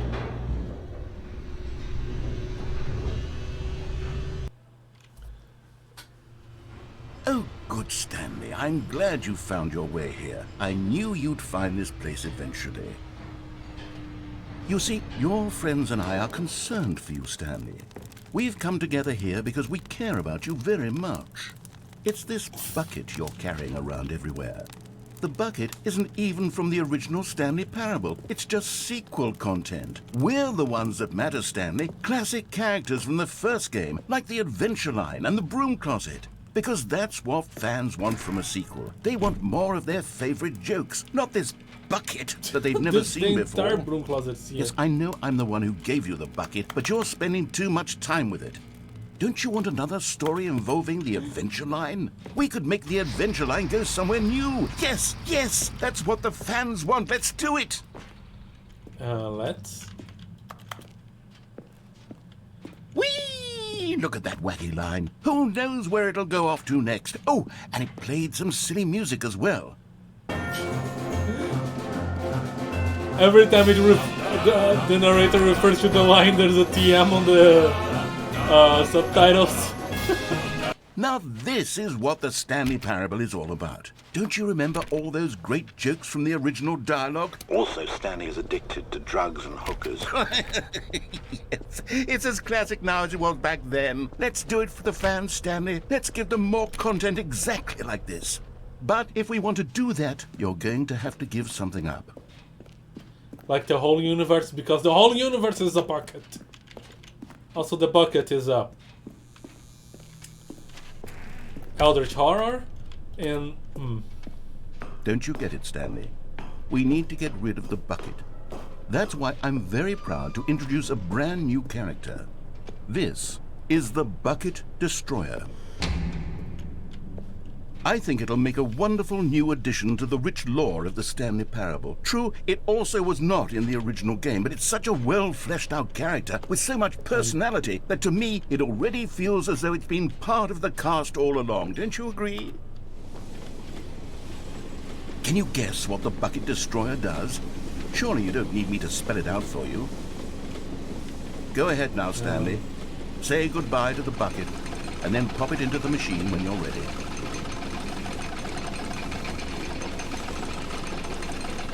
Now listen to me. It's crucial that you give it the bucket. I don't know what the bucket destroyer will do if it can't destroy your bucket. Destroying buckets is all it knows. That is its singular personality trait. Sure, I can hear you saying, how does a character with only one personality trait deserve to join the pantheon of beloved Stanley Parable characters? Well, you see, if you were to really explore the bucket destroyer, you would see that its desire to crush buckets is so densely loaded with complexity and nuance that it's really like 10 personality traits. What other object in this game can you even say that about? The broom closet? Certainly not. I wonder what sort of bucket destroyer merchandise the fans will be clamoring for after this.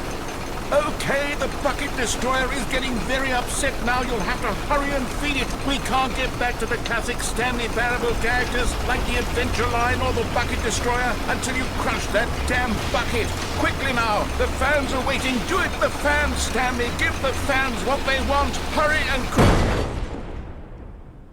Okay, I cannot destroy the bucket.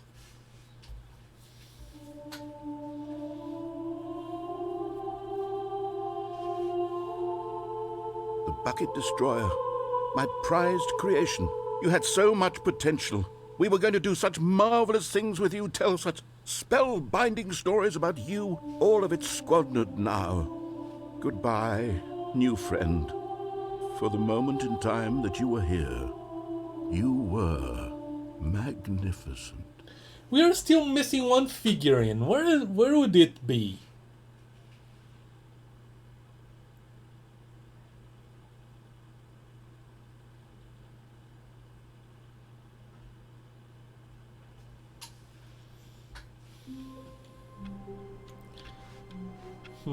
All of his co-workers were gone. What could it mean? Stanley decided to go to the meeting room. Perhaps he had simply missed a memo.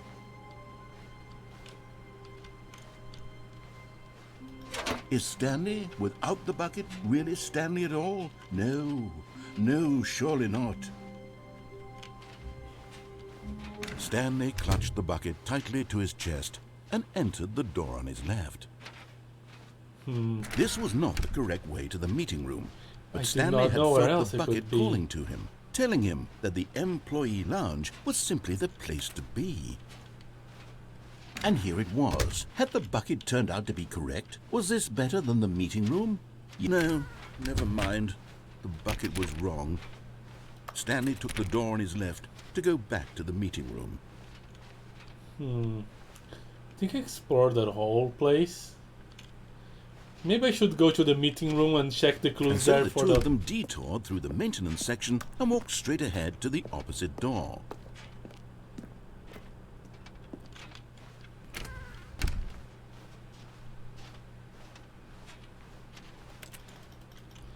Okay.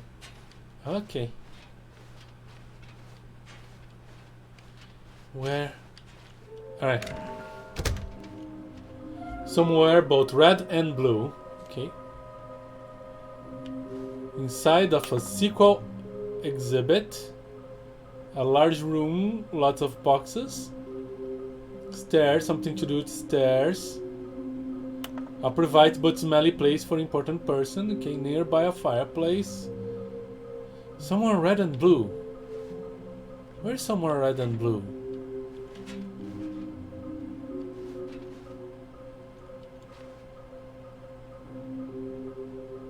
Is this some kind of game? There must be a point to it.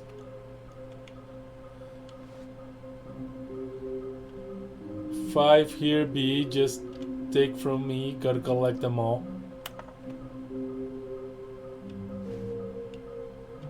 Okay, interesting. This is actually, yeah, because something to do with the stars. I found the one below the stairs. A large room with boxes. Inside the exhibit, I got it. Nearby a fireplace, I don't remember exactly. But somewhere about red and blue. Isn't it like red and blue doors? Stanley, we must move on from this broom closet, simply because I have no remaining stickers. If I did, you can guarantee we'd be in here for hours. But alas, no stickers.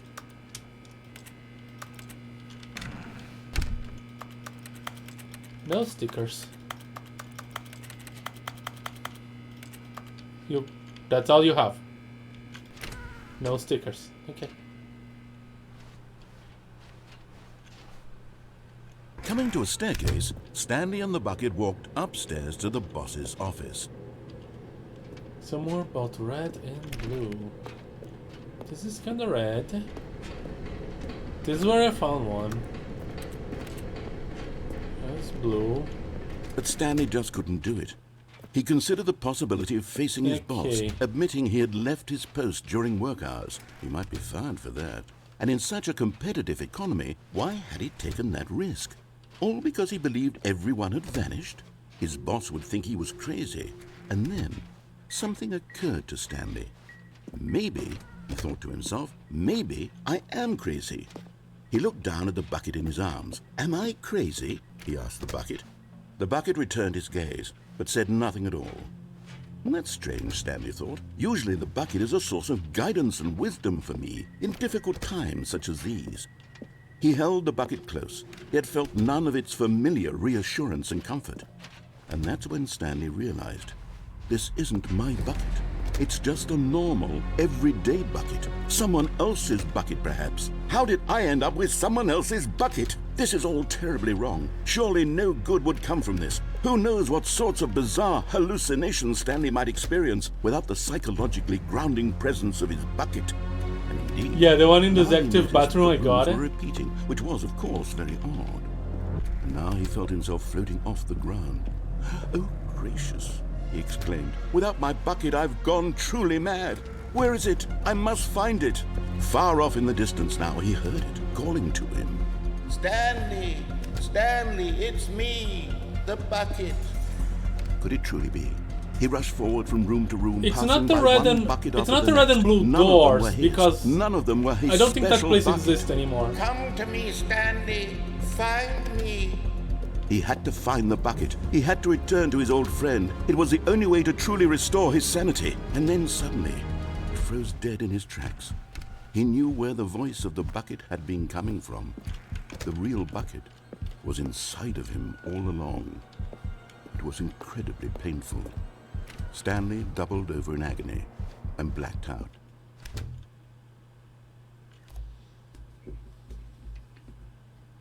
This is the story of a woman named Mariella.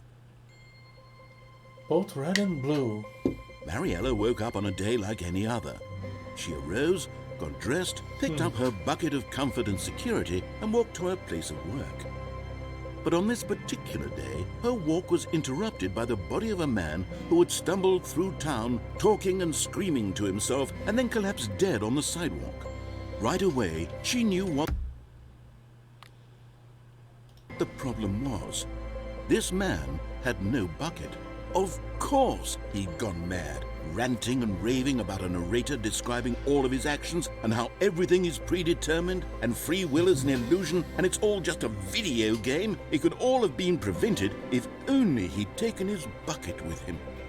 Perhaps he didn't even realize he'd forgotten his bucket at home in the first place. How cruel the world can be, Mariella thought, and she hugged her own bucket even tighter. But of course, she had no time for this. There were a myriad of confusing problems she would soon have to confront at work, for which her bucket would provide absolute guidance and total clarity on everything. Heck yes, she thought to herself, my life kicks ass. And she backflipped all the way to work.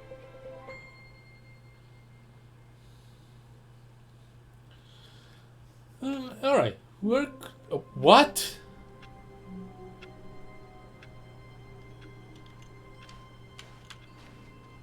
Just a step through this door, Stanley thought to himself, that's all I need.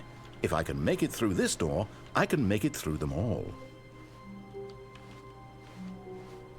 As Stanley lifted his bucket, he felt a connection to all buckets everywhere. This adventure, he decided, was for all of them.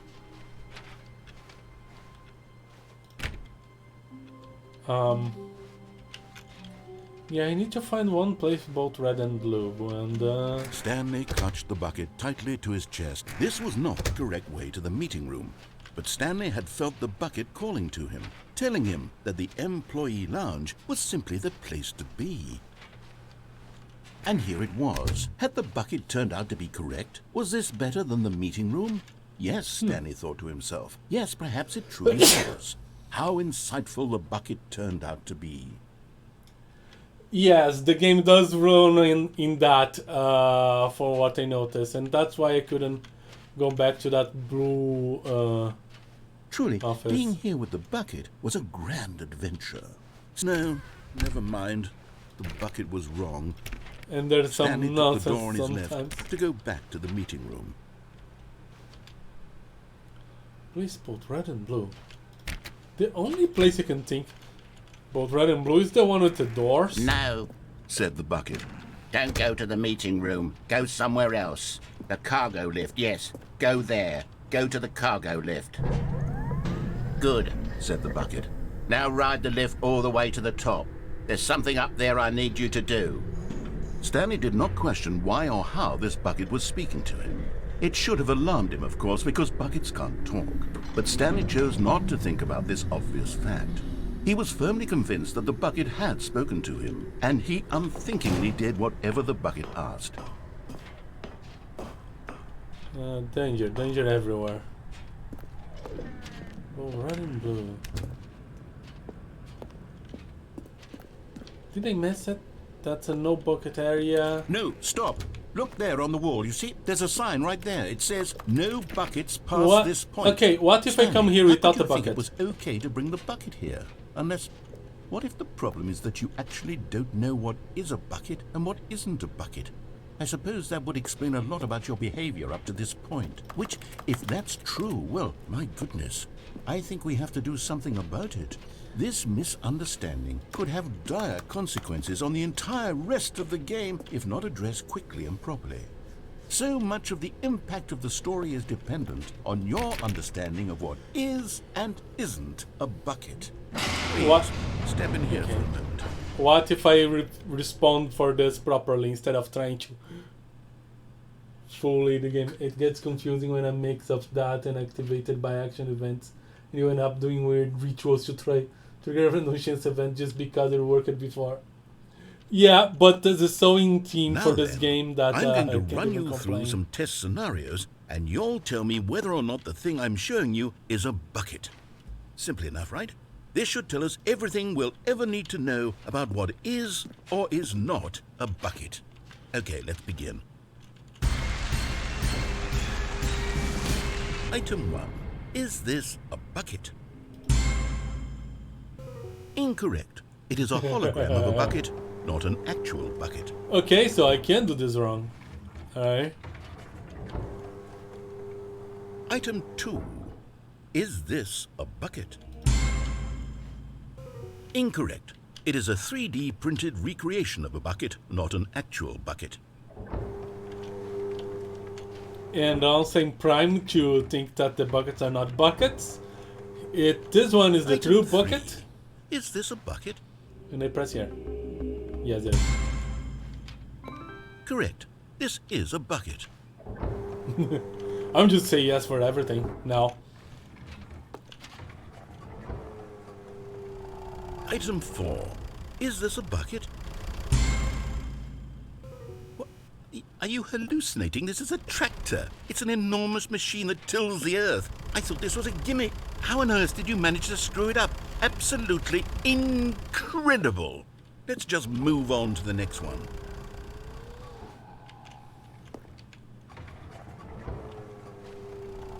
Is this a bucket? Correct. This is a bucket. Why is it a bucket now? Like doesn't make sense. Okay. Item 6. Is this a bucket? Trick question. Both. Gotcha. Did you? Item... Wait, hold on. I can't find the next one. Let me see. It should be around here somewhere.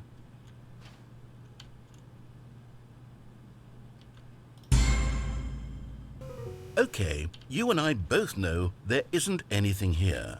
And I don't appreciate the implication that nothing is a bucket when we both clearly know that a bucket is something, and therefore nothing could possibly be something. Unless, in your twisted mind, have you somehow convinced yourself that a bucket is nothing? Answer me straight, Stanley. Do you believe that nothing is a bucket?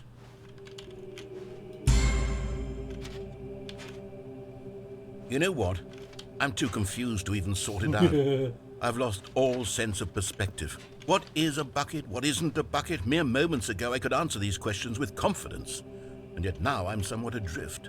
Do any of us know what a bucket is? Am I a bucket? Stanley, I can't keep doing this. I'm losing myself, and myself was all I ever had to begin with. I'm afraid the bucket is threatening to tear our relationship apart. I can't have that. I'm sorry. But I'm going to erase all buckets from the game entirely. Okay, here we go.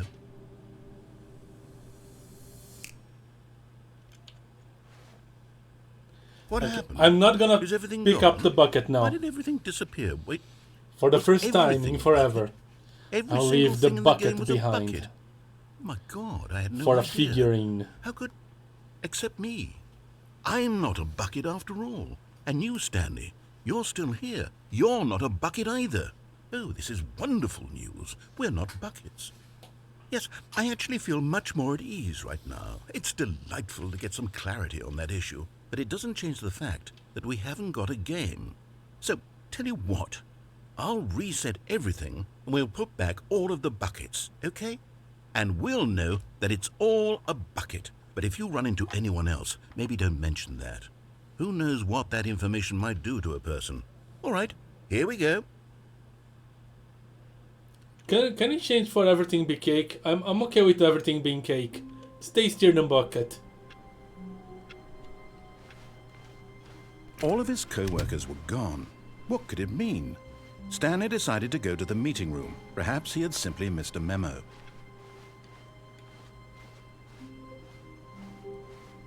When Stanley came to a set of 2 open doors, this was not the correct way to the meeting room, and Stanley knew it perfectly well. It feels Perhaps a he lot wanted to like stop by the employee lounge first, just to admire it. regular. It was okay. It was okay. We've been here so many times with the But bucket. eager to get back to business, Stanley took the first open door on his left. I still have the marker for it. Stanley was so bad at following directions, it's incredible he wasn't fired years ago. Look, Stanley, I think perhaps we've gotten off on the wrong foot here. I'm not your enemy, really, I'm not. I realize that investing your trust in someone else can be difficult, but the fact is that the story has been about nothing but you all this time. There's someone you've been neglecting, Stanley. Someone you've forgotten about. What? Really? I was in the middle of something. Do you have zero consideration for others? Are you that convinced that I want something bad to happen to you? Why, I don't know how to convince you of this, but I really do want to help you, to show you something beautiful. Look, let me prove it. Let me prove that I'm on your side. Give me a chance. Now listen carefully, this is important. There we go. Stanley walked through the red door. And there it is. The last Stiggly Wiggly. Savor this moment, Stanley. This is a real accomplishment. This is doing something just for the sake of doing it. Where so many people expect to be rewarded for the most trivial achievements, you've insisted that a job well done is its own reward. I would tell you that I'm proud of you for collecting them all, but that would be like a reward, and we can't have that. So, instead I'll just say, it's done. We're all done here. And now we can go to whatever the hell you were doing before you hunted for figurines. Sure. What is the door that you want me to go? It's the red door, right? Okay. Oh, thank God you are willing to listen to me. You see that I really have wanted you to be happy all this time. The problem is all these choices. The two of us always trying to get somewhere that isn't here. Running and running and running, just the way you're doing right now. Don't you see that it's killing us, Stanley? I wanted to stop. We would both be so much happier if we just stopped. And I think Well, I think I have a solution. Here, let me show you.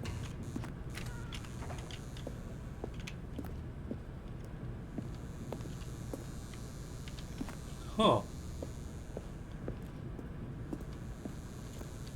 Huh.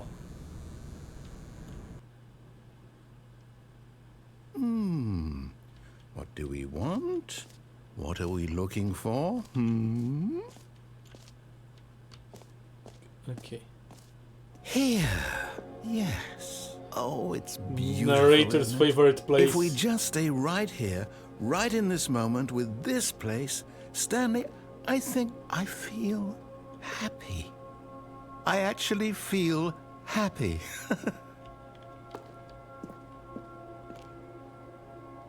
Yay, this place. This ending. There's mesmerizing things.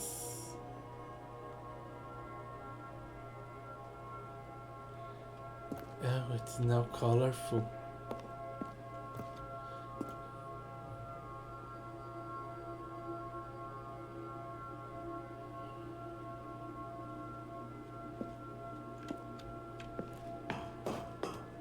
No, wait. Where are you going? Oh, no. Stay away from those stairs. If you hurt yourself, if you die, the game will reset. We'll lose all of this. We will. But he can come back. Good, good. We can't be too safe. Promise me you won't go back there. Just stay here.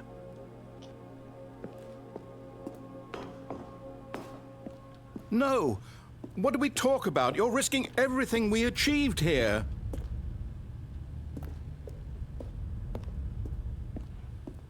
What did we achieve? We found a room. Are you... You are going to stay here, aren't you? Am I?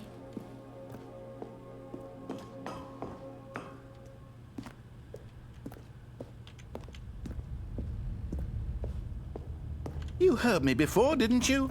You will die! What about this isn't getting through to you?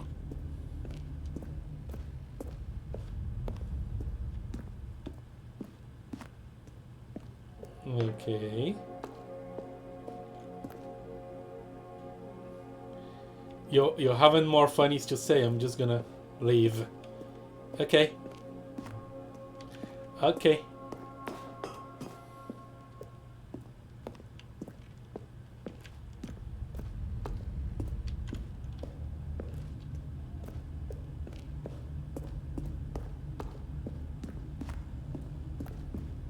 Please, no, Stanley, let me stay here. Don't take this from me.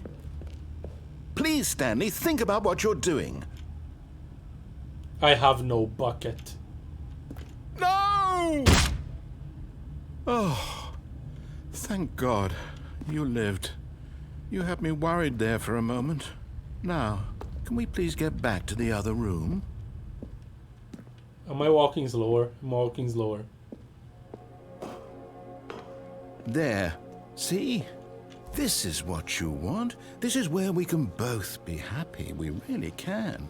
If we stop moving, we just have to stop moving.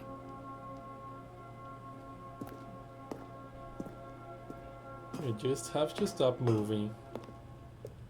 Stanley, go back. There's nothing good that can come from this.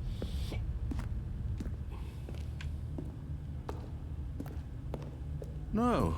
No, no, what do you just not believe me? What can I say to convince you? Nothing.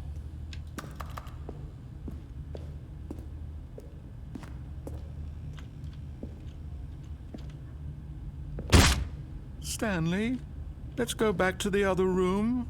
Can you do that for me? Yes, perhaps you can. Perhaps you finally see what I'm talking about. Maybe. I know you'll see. You'll see that we can't be happy if we leave this place. You can see that, can't you? Maybe.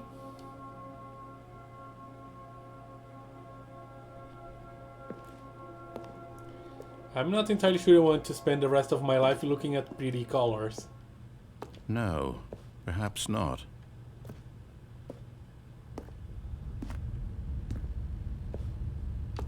So, if I got this right, if I get the bucket, I'm doing Stanley Parable 2. But if I don't... God. Is this really how much you dislike my game? That you'll throw yourself from this platform over and over to be rid of it? You are literally willing to kill yourself to keep me from being happy. Am I reading the situation correctly?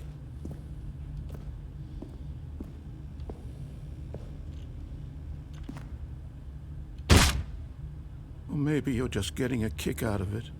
I don't know anymore. I just wanted us to get along. But I guess that was too much to ask. It looks like you wanted to make a choice after all. Do you actually want to stay alive? Or are you just teasing me? I'm just teasing you. I don't think I ever kept coming back. I wanted us to be happy here, Stanley. I really did. I wish I still thought that was possible. It isn't. It isn't. And I'm walking very slowly.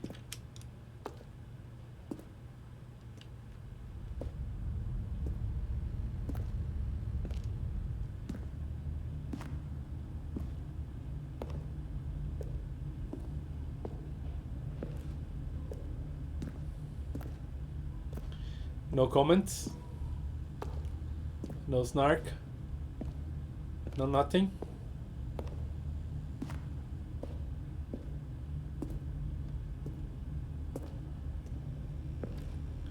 Can we get done with this? Is it over? Yes. It's going to restart, isn't it? I'm going back. You're back.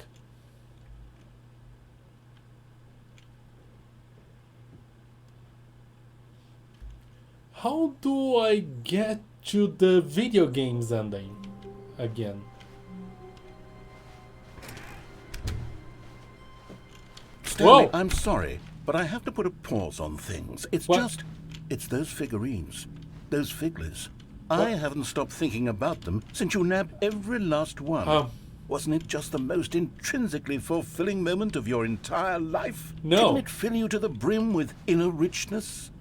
Yes, I know we're supposed to be telling a story, but won't you please indulge me with one more trip back to the memory zone?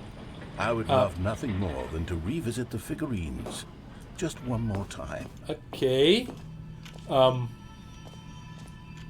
Alright, yeah. I'm gonna check the figurines.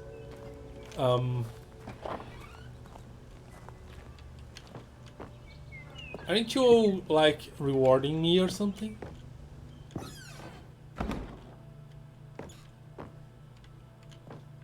Is it down below?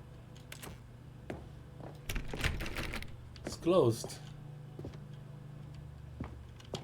Huh.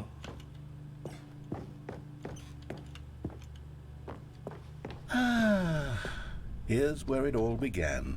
The first collectible. Back then, we had no idea of how many of them we'd find. Sure, it said 6 right there on the screen, but how could we know for certain? We were so innocent. We'll never be like that again, Stanley. Yeah. Can I grab it? 7 out of 6. Okay. And now we do not know anymore.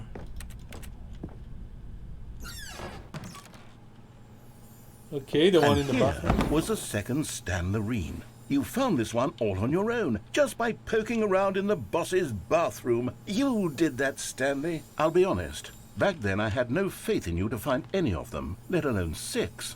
But you continue to surprise me in all sorts of mundane, unremarkable ways. Okay. I'm gonna grab it. 8 out of... okay. 8 out of 6. I need 12, right?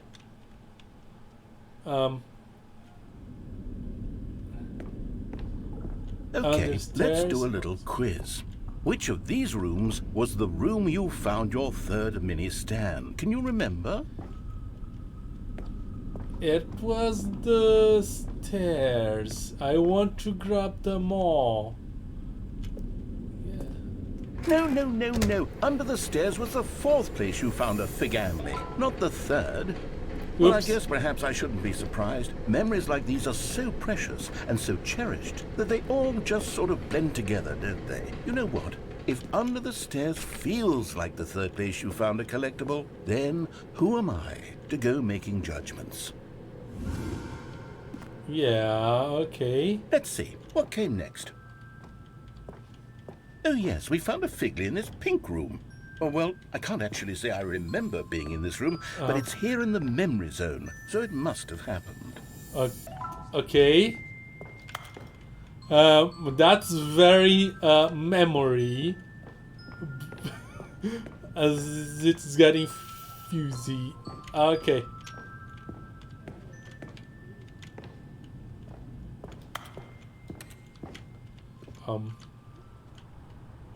Sometimes, yeah. This was the fifth mini stand, and this one was really something special. It was in the warehouse. I remember it so clearly.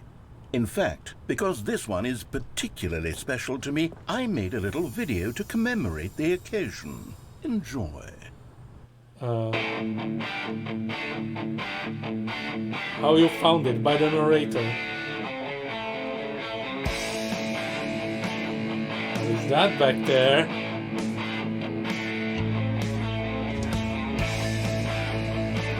It's Mini Stand 5.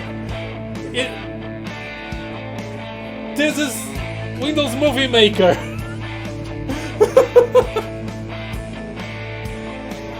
Okay. You found it near the cargo lift.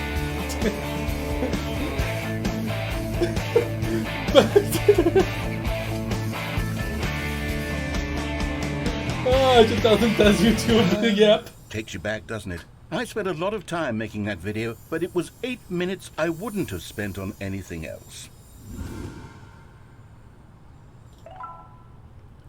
This game is more kind of collected on games. Yes, it is. Hey MC2M.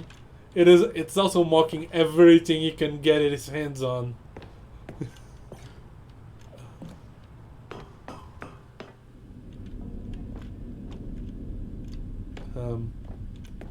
Hello? The one here.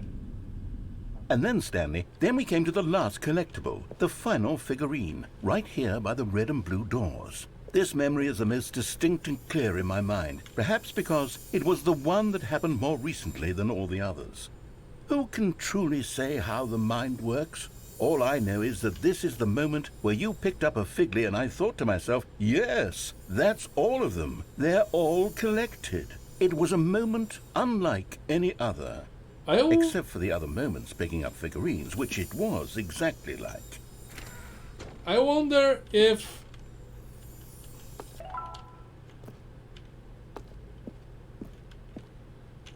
this changes depending on the order I collect the figurines.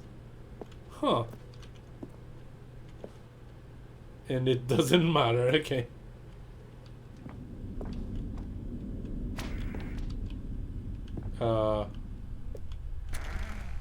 And then there was no more, because we've caught up to the present moment. Nothing left to do but move onward into the future. Goodbye, memory zone. You are in the present. Oh, come on.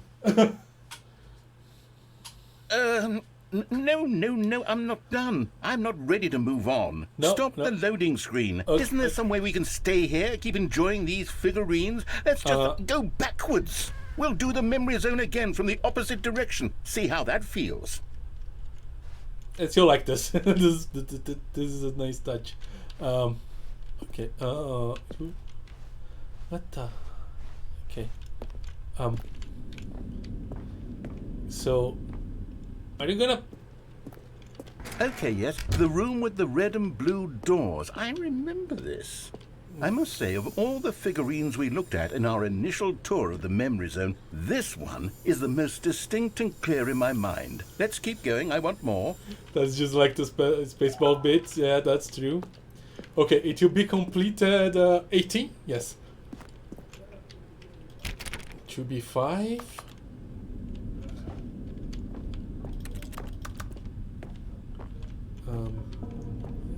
Anything here? No.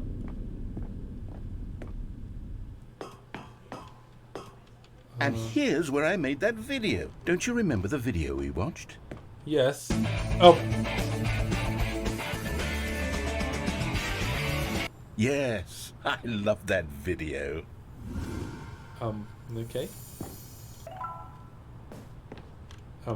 Yep. Careful. This place is a little bit on the precarious side. Alright. Okay, the pinky place. I Still don't remember the pink room, Stanley. Still no memory of this one. Good room, though. A solid room. Yeah. You're misremembering this.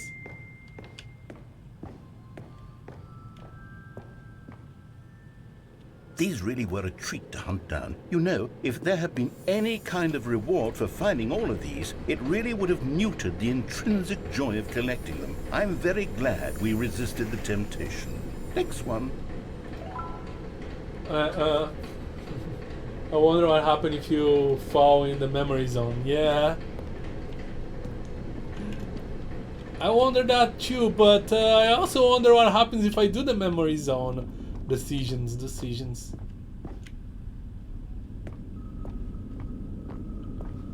Anything in the boss office? There is not even a boss office. Yeah, that's the tricky because there isn't a collectible in the boss office, and this is the wrong order, I think.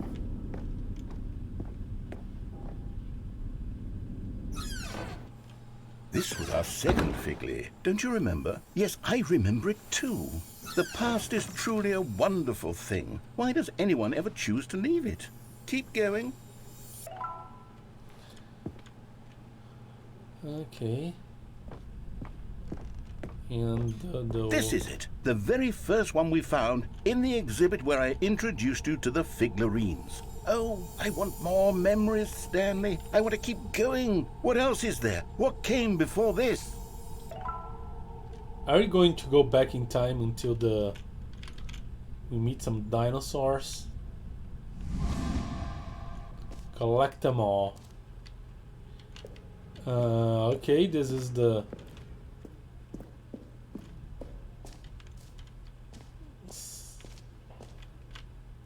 Stanley Parable 2.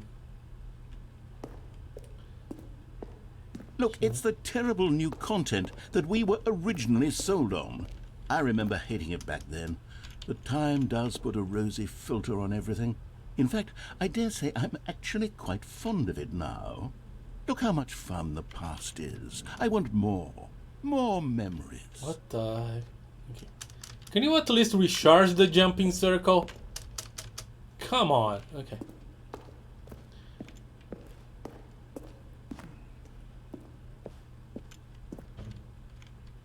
The 2 doors. Oh, yes, the 2 doors. Who could have forgotten that? A classic memory, this one. Those both of them takes to yeah. Okay. And the office. And before everything else, there was your office. Is there anything else? Was Nope. there something that came before your office? There's something I feel I can remember. I can remember. The intro. I can remember. Yes, Hello? I'm remembering something now. I remember before this whole story got started. Back then I was different. I used to make big decisions. I was passionate. I was skeptical. I weighed each decision with profound thoughtfulness. And then somewhere along the way, I stopped making decisions. I became lazy. And I came up with a character named Stanley to do my thinking for me. He would make the decisions. He would decide which way to go. I would cheer him on as he collected figurines for no reason. Why did I invent Stanley? Was I lonely? Yes, perhaps that's it. Perhaps I needed to imagine I had companionship. And Stanley really did make for a wonderful companion, even if he was a fiction. But I suppose it's grown old. I want to think for myself again. I want to go back to how it used to be. Yes, I can be on my own again. I can do it. I'll be stronger this time. I'll take care of myself. I don't need Stanley anymore. Oh, but he truly was so much fun to play with. The narrator Parable? Since we're in the memory zone, how about one more good memory? Let's go back just once and give Stanley one more run of the office, and then I'll retire him for good. I did enjoy telling his story so very much. Okay, here we go. This is the story of a man named Stanley.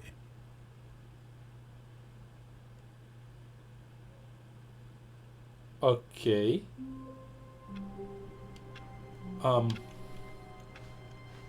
I can't wait to tell this story to my co-workers, Stanley thought. How amusing they'll find it. Oh, won't we all just laugh and laugh at the time I thought everyone had gone missing. Okay. Here's the bucket. I think we've exhausted the bucket list.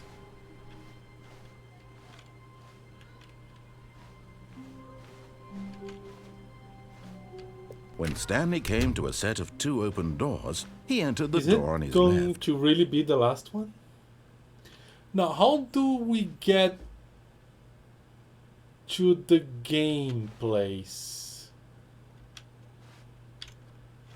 Is it on the... This was not the correct way to the meeting room, and Stanley knew it perfectly well. Perhaps he wanted to stop by the employee lounge first, just to admire it. It was okay. But eager to get back to business, Stanley took the first open door on his left. And so he detoured through the maintenance section, walked straight ahead to the opposite door, and got back on track. Now, where is the broom office? Is it after the meeting room? Yet there was not a single person here either. Feeling a wave of disbelief, Stanley decided to go up to his boss's office, hoping he might find an answer there.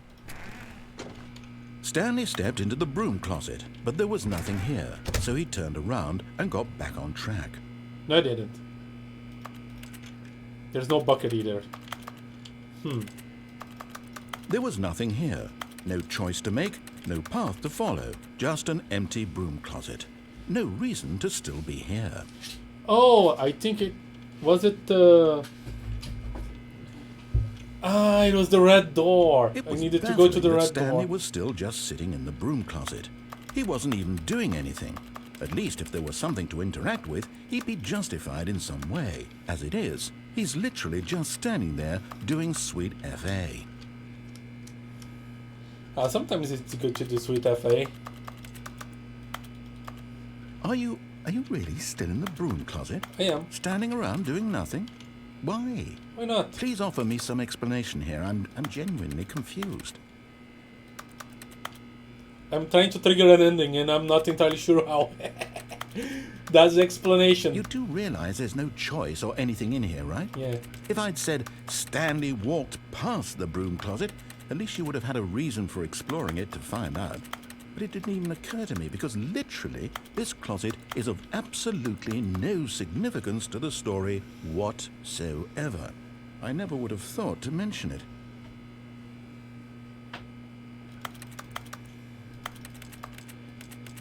Maybe to you this is somehow its own branching path. Maybe when you go talk about this with your friends you'll say, "Oh, did you get the broom closet ending? The broom closet ending was my favorite." I hope your friends find this concerning. Hey guys, have you gotten the broom closet ending? Stanley was fat and ugly and really, really stupid. He probably only got the job because of a family connection. That's how stupid he is. That or with drug money. Also, Stanley is addicted to drugs and hookers.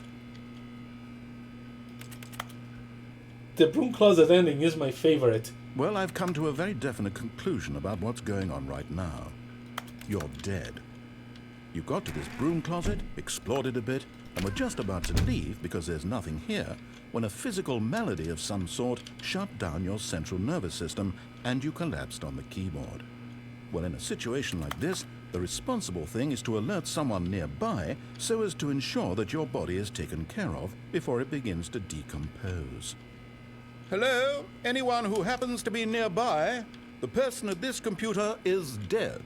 They have fallen prey to any number of your countless human physiological vulnerabilities. It's indicative of the long-term sustainability of your species. Please remove their corpse from the area and instruct another human to take their place, making sure they understand basic first-person video game mechanics and filling them in on the history of narrative tropes in video gaming, so that the irony and insightful commentary of this game is not lost on them. All right, when you've done that, just step out into the hallway. No. I went the wrong way. I went the wrong way. I need to go through the two doors.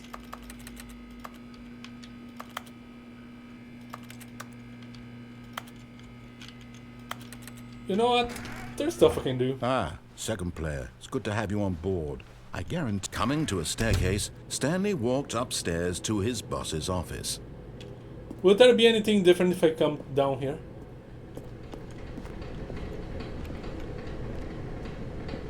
Without the bucket? But Stanley just couldn't do it. He considered the possibility of facing his boss. Admitting he had left his post during work hours, he might be fired for that. And in such a competitive economy, why had he taken that risk? All because he believed everyone had vanished? His boss would think he was crazy. And then something occurred to Stanley. Maybe, he thought to himself, maybe I am crazy. All of my co-workers blinking mysteriously out of existence in a single moment for no reason at all? None of it made any logical sense. And as Stanley pondered this, he began to make other strange observations.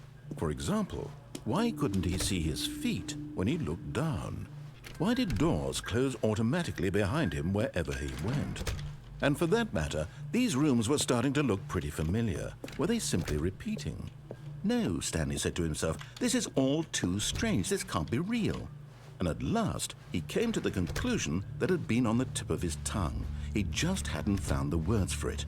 I'm dreaming, he yelled. This is all a dream. Oh, what a relief Stanley felt to have finally found an answer, an explanation. His co-workers weren't actually gone. He wasn't going to lose his job. He wasn't crazy after all. And he thought to himself, I suppose I'll wake up soon. I'll have to go back to my boring real-life job pushing buttons. I may as well enjoy this while I'm still lucid. So, he imagined himself flying and began to gently float above the ground.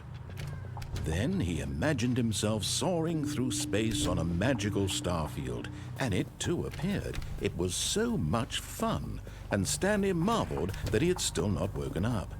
How was he remaining so lucid? And then perhaps the strangest question of them all entered Stanley's head. One he was amazed he hadn't asked himself sooner. Why is there a voice in my head dictating everything that I'm doing and thinking? Now the voice was describing itself being considered by Stanley, who found it particularly strange. I'm dreaming about a voice describing me, thinking about how it's describing my thoughts, he thought. And while he thought it all very odd and wondered if this voice spoke to all people in their dreams, the truth was that, of course, this was not a dream. How could it be? Was Stanley simply deceiving himself, believing that if he's asleep, he doesn't have to take responsibility for himself? Stanley is as awake right now as he's ever been in his life. Now, hearing the voice speak these words was quite a shock to Stanley. After all, he knew for certain, beyond a doubt, that this was in fact a dream. Did the voice not see him float and make the magical stars just a moment ago? How else would the voice explain all that? This voice was a part of himself too. Surely, if he could just... He would prove it. He would prove that he was in control, that this was a dream. So he closed his eyes gently, and he invited himself to wake up. He felt the cool weight of the blanket on his skin, the press of the mattress on his back, the fresh air of a world outside this one. Let me wake up, he thought to himself. I'm through with this dream. I wish it to be over. Let me go back to my job. Let me continue pushing the buttons. Please, it's all I want. I want my apartment, and my wife, and my job. All I want is my life exactly the way it's always been. My life is normal. I am normal. Everything will be fine. But everything, indeed, I am wasn't fine. okay.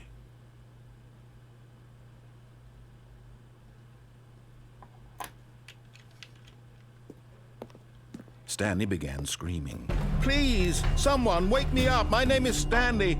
I have a boss. I have an office. I am real. Please, just someone tell me I am real. I must be real. I must be. Can anyone hear my voice? Who am I? Who am I? And everything went black.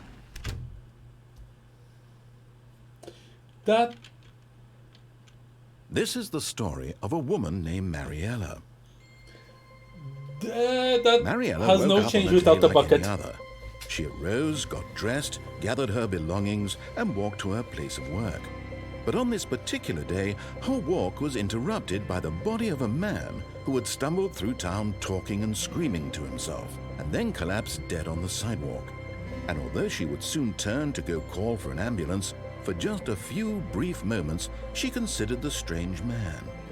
He was obviously crazy, this much she knew. Everyone knows what crazy people look like. And in that moment, she thought to herself how lucky she was to be normal. I am sane. I am in control of my mind. I know what is real and what isn't. It was comforting to think this, and in a certain way, seeing this man made her feel better. But then she remembered the meeting she had scheduled for that day. The very important people whose impressions of her would affect her career, and by extension, the rest of her life. She had no time for this, so it was only a moment that she stood there, staring down at the body. And then she turned and ran. That would be a very bleak last story for Stanley. Okay, I'm back here. Okay. Stanley had never seen the office this brightly lit. Was it a sign of something? He hoped it was. He hoped very much that it was.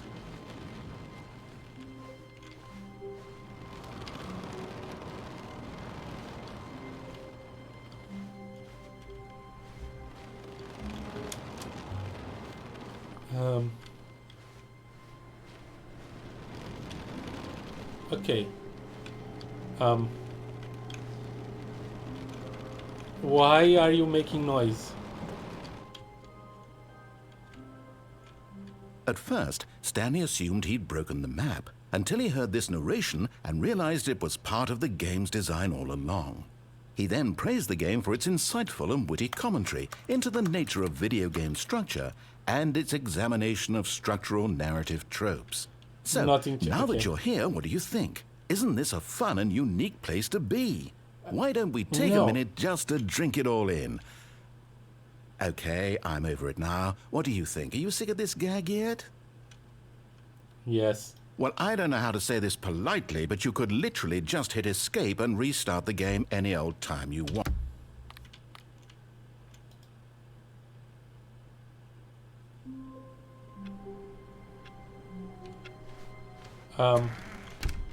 The bucket? The two doors? I don't want to get the bucket because I want to get to the... When Stanley came to a set of two open doors, he entered the door on his left. This was not the correct way to the meeting room, and Stanley knew it perfectly well. Perhaps he wanted to stop by the employee lounge first, just to admire it. It was okay. But eager to get back to business, Stanley took the first open door on his left. Stanley was so bad at following directions, it's incredible he wasn't fired years ago. This is the speedrun achievement set. Look, Stanley, I think perhaps we've gotten off on the wrong foot here. I'm not your enemy, really, I'm not.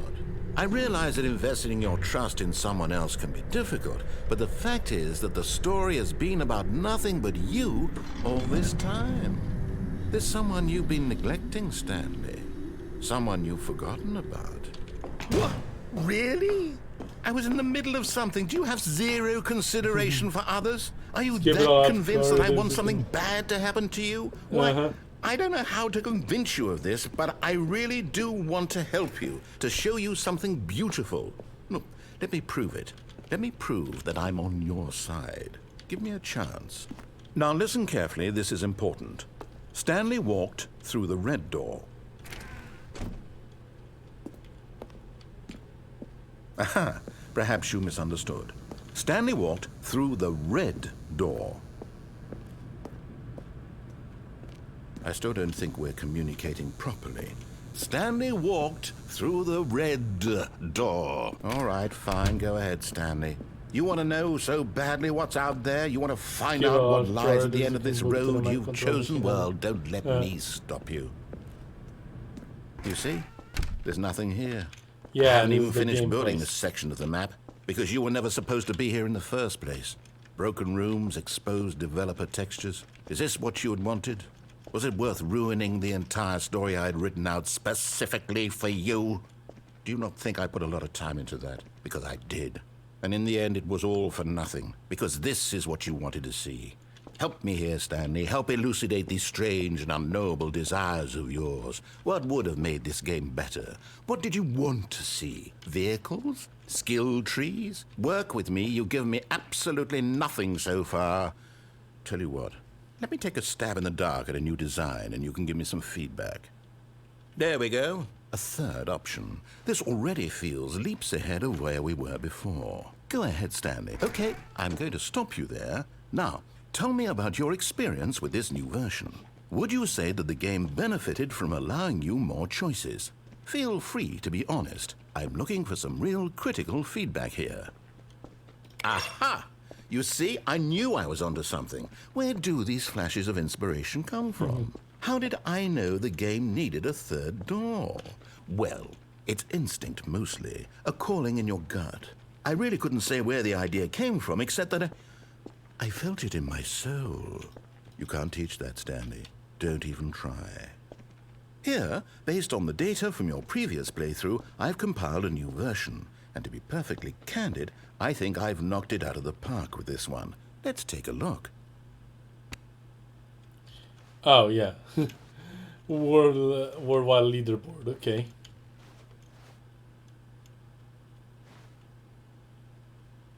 Good old now.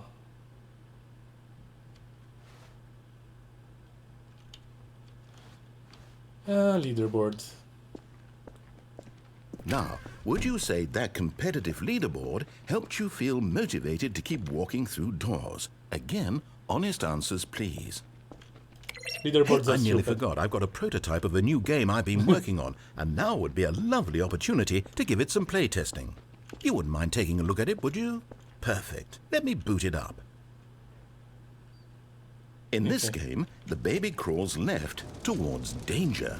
You click the button to move him back to the right, and if he reaches the fire, you fail. It's a very meaningful game, all about the desperation and tedium of endlessly confronting the demands of family life. I think the art world will really take notice. But of course, the message of the game only becomes clear once you've been playing it for about 4 hours. So why don't you give it 4 hours of play to make sure it's effective? Be sure to keep notes on your experience.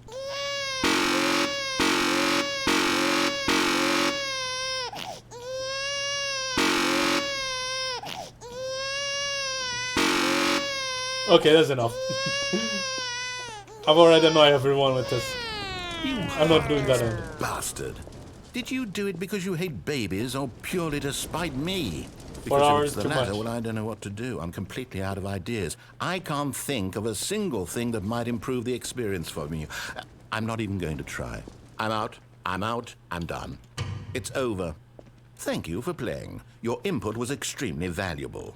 Oh, hey, since my game was so awful, why don't we play someone else's game? Just to ease the pain. Let's see. What do we have here? That's the right one indeed. Yes, this seems like it'll work. Let's give it a shot. So apparently 2 hours in it has a different button, so you can't auto-click through the with ease. Okay. Aha! Fascinating. What do you think this game is about, Stanley? What's our backstory? What is our motivation? Well, it seems obvious to me that you are meant to play as a creepy man spying on innocent civilians below you from up high in your creep tower, perhaps for some sort of twisted erotic purpose. Yes, that must be it. What a fascinating venture into the experience of total mental depravity. So far, I love everything about this game, Stanley. And it seems there's even more. Come, let's venture outward and see what else is out there. Alright. Seen Firewatch before?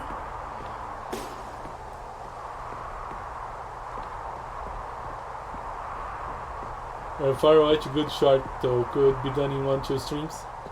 Oh no. Maybe I'll do it. No, it can't be. But it is. It is. It's an open world game. Good God, quickly block it off. No! Oh, thank goodness, Stanley. What a close call. You nearly wandered off into that thing. That big, open, just wandering around. No right or wrong directions. No path to follow. You can just go in any... Oh, Yeah, I'm aware of what Firewatch is. We're out of the woods now, Stanley. Okay, I'm going to get us out of here. Let's find another game. Preferably something with walls. Something with nice, big, insurmountable walls. So what remains of Edith Finch speaking walking I sim? think this will be just the thing. Yeah, I watched the stream of Edith Finch. Okay, so last time I was here, See, this is exactly what I had in mind. I jumped Just into a the nice goal. big I want rock to thing not you do run that. around in. There isn't any possibility that you could get lost here. Now this is game design. Stanley, if you manage to get lost in this game, I will be phenomenally impressed. Dear Esther, that one I so never what played. exactly do we do here? Let's see. There are lots of cars here in the back, but obviously there's no racetrack.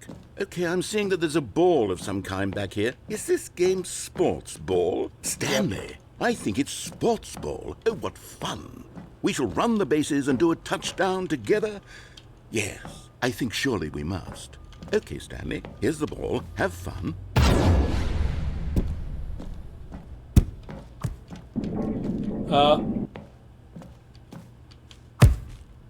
I played that one with the empty house. What's the name? Are you doing it? Are you winning? Is this fun? Is it better than my miserable little story that I worked so hard on?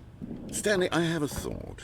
And I realize I'm not a sportsologist, but if one ball generates a certain amount of raw adrenal pleasure, then surely multiple balls makes for an even more euphoric sports experience. I'm going to try it out. Here comes another ball. Yes! Oh goodness, that really does feel amazing, doesn't it? Stanley, I'm like a child in a confectionery shop. I simply have to have more. I'm insatiable. More balls! No, it wasn't a Dead Finch. What's... It was more normal.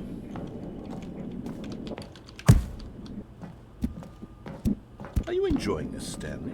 Are you having fun? Is this a real video game? Well, I sure hope you're having a good time, because guess what? It's over. That's Is it? right. Your little fun comes to an end. This is Where are my my balls? game, and what I say goes. You get to have fun when I let you, Stanley. Besides, you need someone like me to set boundaries for you. Without rules or boundaries, video games are nothing. Yes, that's what I am. I'm structure. I'm your sense of purpose. And since you decided you didn't want to play my game, now I don't want to play with you either. So, goodbye, Stanley. I'm leaving. See how you'd like it when I'm not around to set the rules. Somehow, I don't think you'll enjoy it as much. But who knows? You're an inventive kid. You'll come up with something. After all, you're the one who knows best. Take care, Stanley. I will take care. I guess I am supposed to just jump into the goal.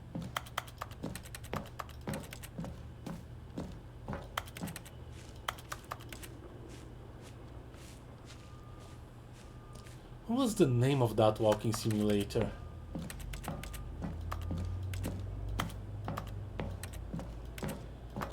It's the one that the girl that comes back home after being traveling and nobody's home.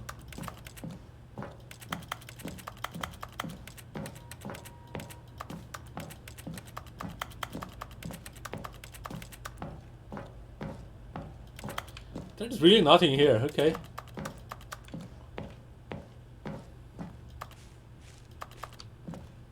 You could have left me with the balls. Yeah.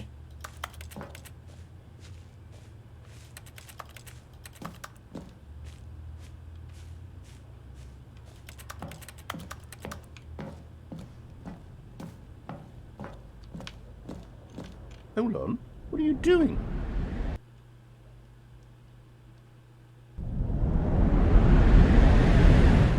Back to the Stanley, beta. don't do that. I can't follow you there. I can't help you. How will you write a story without me? You can't do it. You know that. Stanley, come back and say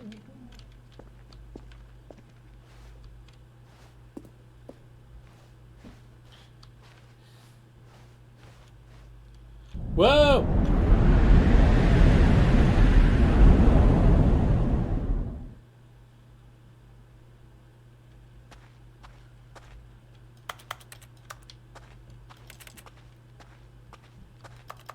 I forgot how weird this ending is.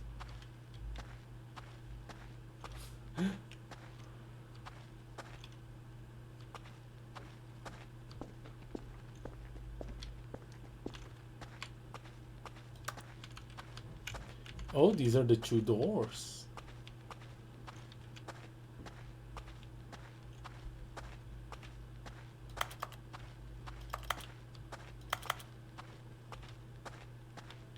I think we've explored pretty much everything that this game has to offer. We've repeated a few things even. Yeah, I didn't go to the, like, all the old I stuff. wonder what he found. If what he wanted was to be the leading man in his own story, well, perhaps he's gotten it. Down in wherever he is right now. I wonder if he's happy with his choice. And if he's learned the heavy cost that comes with it. He'll understand soon what I was trying to tell him. He needs me. Someone who will wrap everything up at the end, to make sense out of the chaos and the fear and the confusion. That's who I am. That is what I mean to this world. Oh, yes. Yes, I'll be back. There's no other way. Once this ends, after it all comes to a close, then I'll be back. The end will be here soon. Very soon. I can wait. Can you wait?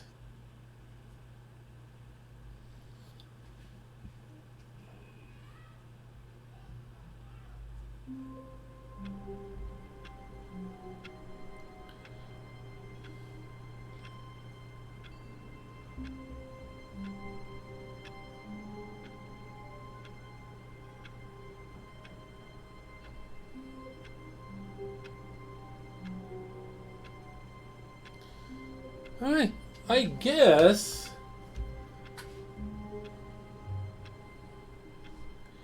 we are actually done.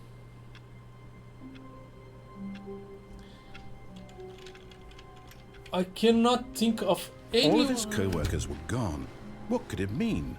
Stanley decided to go to the meeting room. Perhaps he had simply missed a memo. I cannot think of anything else I could do that I didn't, especially with the bucket.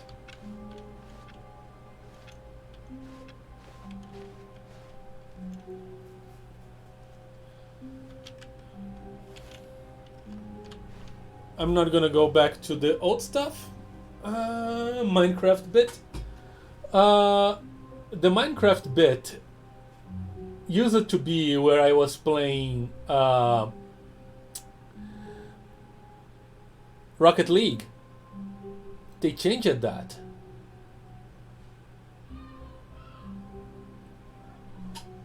I'm not entirely sure I can get to there in this game, because that would be the pathway.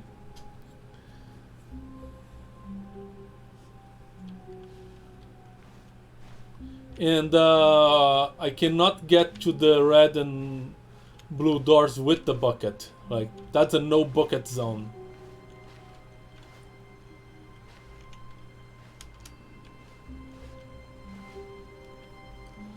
Yeah, I guess we explored everything new that this game had to offer. Yeah, it might be not the case if I look at the guide or something, but then again, if that's the case, I encourage you guys to actually get the game and play for yourselves as well. Yeah, there's like the boring endings, like No matter how hard Stanley looked, he couldn't find a trace of his co-workers. like press the baby button for 4 hours or do the setting things. Apparently there is one for quickly entering and leaving boss office and backtracking.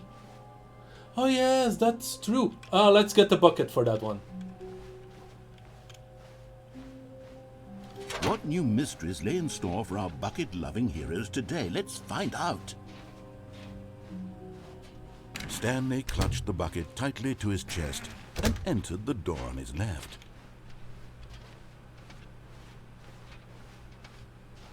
Still no one was here. Stanley needed the bucket's warmth and comfort now more than ever. Perhaps his boss's office was where he... Coming to a staircase, Stanley and the bucket walked upstairs to the boss's office. Okay,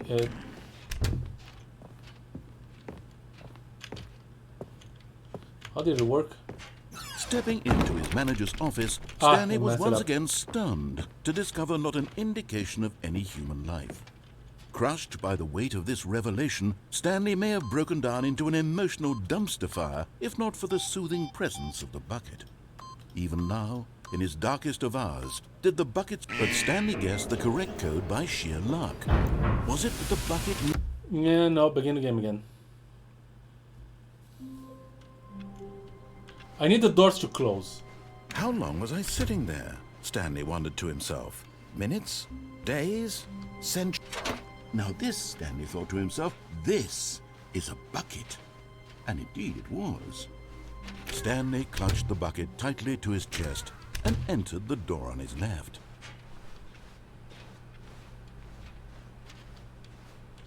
Still no one was here. Stanley needed the bucket's warmth and comfort now more than ever. Perhaps his boss's office was where he'd... Coming to a staircase, Stanley and the bucket walked upstairs to the boss's office. Okay.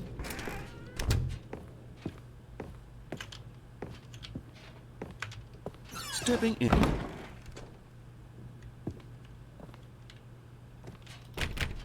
There we go.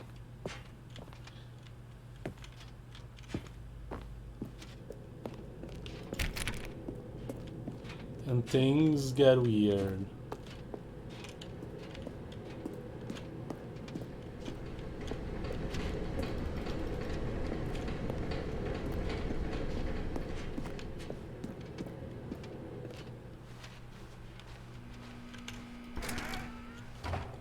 The broom closet, this place. I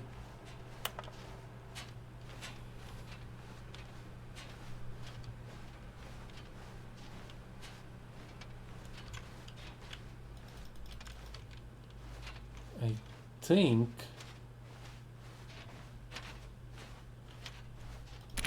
this is the confusion ending or something.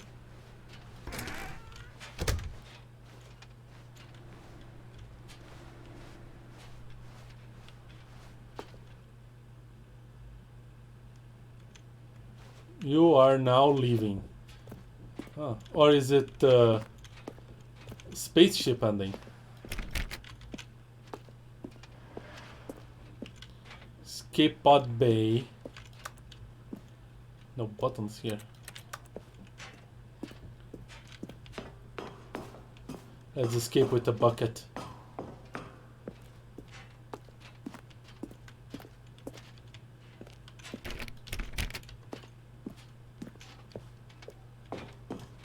I guess I'm not going through that red door.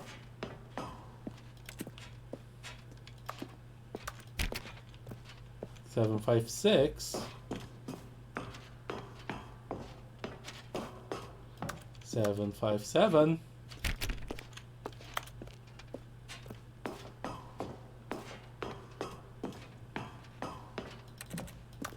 758. And it continues.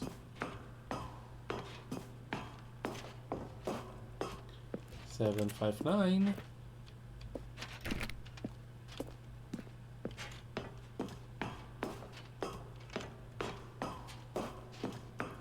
Escape pod launch bay. Escape.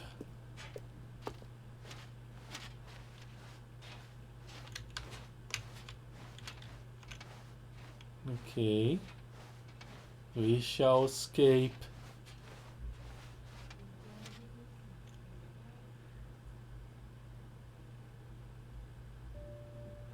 We're just gonna put the bucket.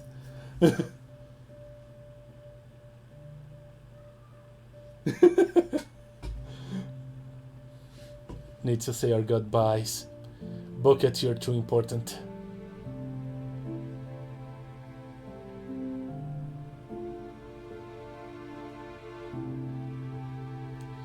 You know, Stanley, I think there's a space there for you and the bucket.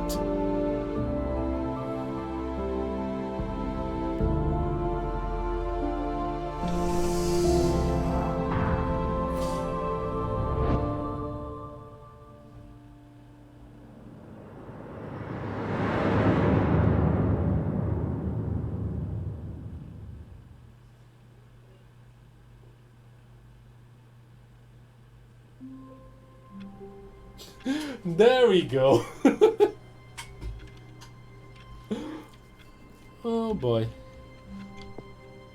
All of his co-workers were gone. What could it mean? Stanley decided to go to the meeting room. Perhaps he had simply missed a memo. The bucket is no longer here. We no longer have bucket. The bucket escaped. Okay, we're continuing this. What the heck? When Stanley came to a set of 2 open doors, he entered the door on his left. This was not the correct way to the meeting room, and Stanley knew it perfectly well.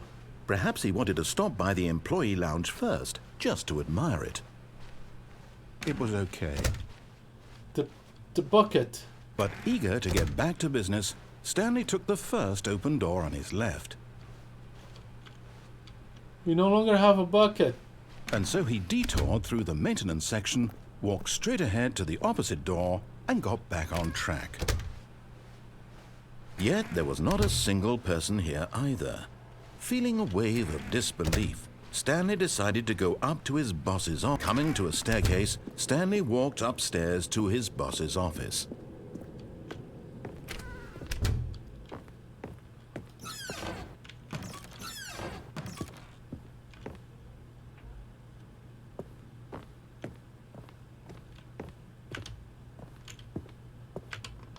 Stepping in.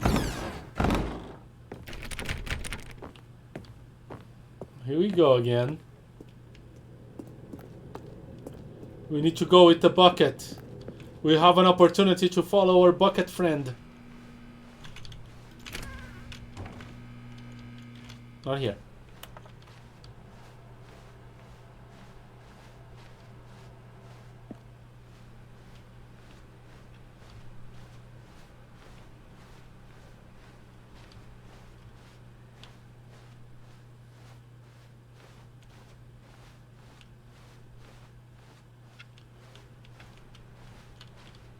Where is the bucket? The bucket!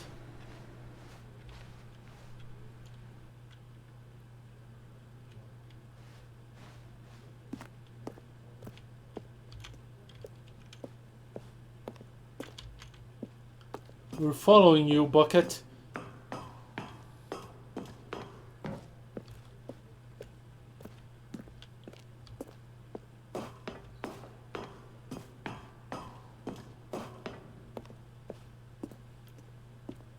Is there anything that follows up from the bucket disappearing?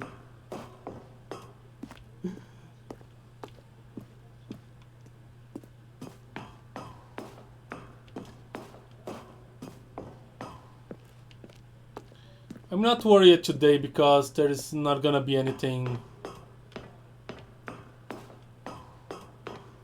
tonight. So I can go long if I want to.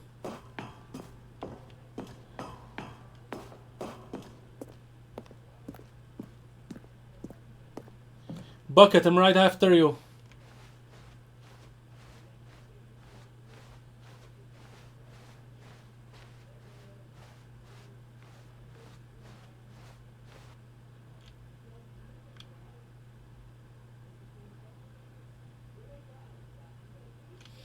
Hello?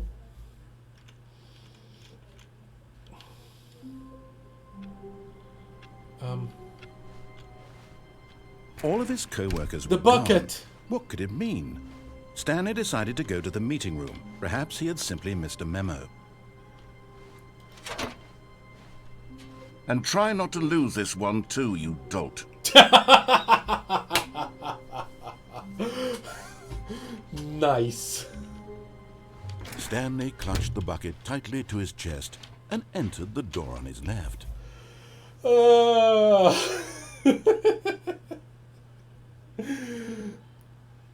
Very nice.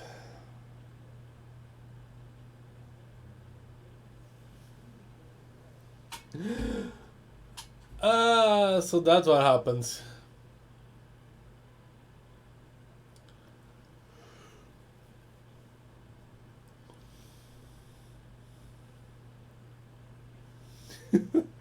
Check main menu.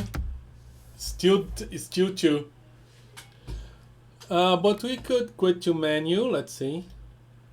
Oh, there's one other thing I can do. Stanley Parable. There is still one thing. There's the clock.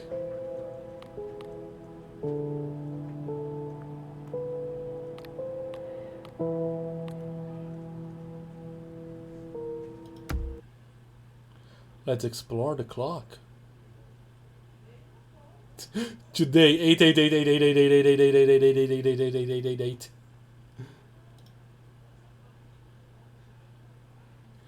So, today I put my favorite time.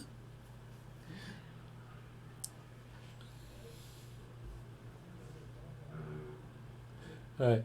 There should be an epilogue in the main menu to follow up on the figurines.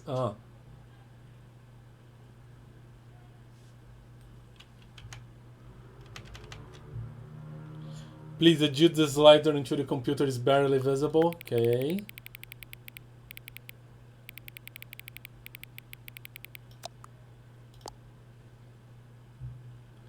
Please adjust the slider until the dog and cat are friends.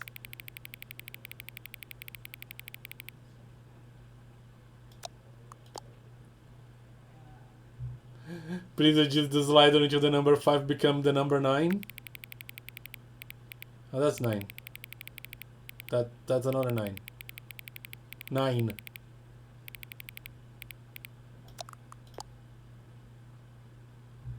Please adjust the slider until you stop adjusting the slider.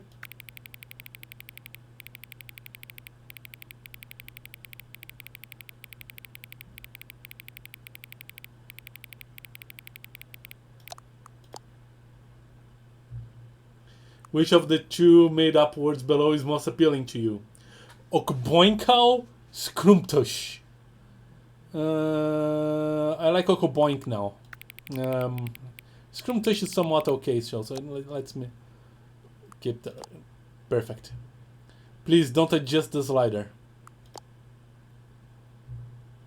Do you know what time it is right now?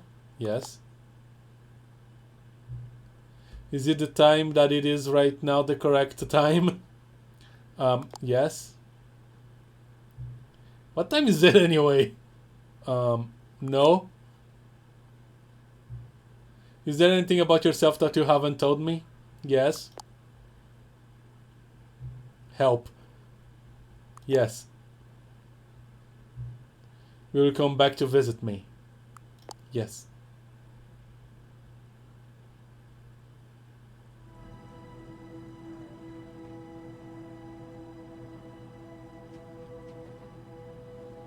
An epilogue in the main menu, but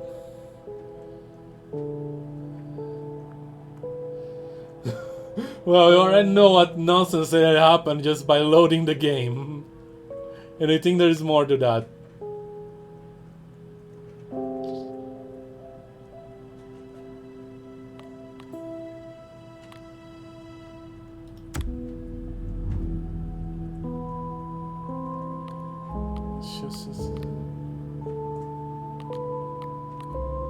Show rectical size, rectical opacity.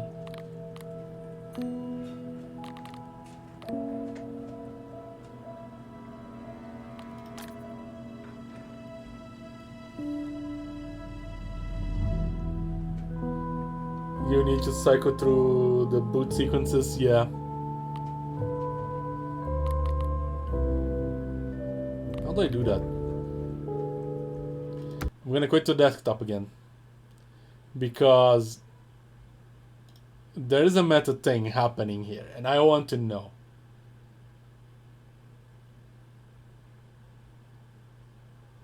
Okay, scrolls. There you are then. What time is it? Does anyone really, truly know? Of course they don't. Nobody knows anything. You and I don't even know each other. We're like strangers. Sure, I've adjusted all the game settings to your exact specifications, but who hasn't? It's just what I do, like a day job. And now the job's over. There is no more information for me to gather. I've collected all the data on you that I can. And I still don't really know you. And you don't know me. And neither of us know what time it is.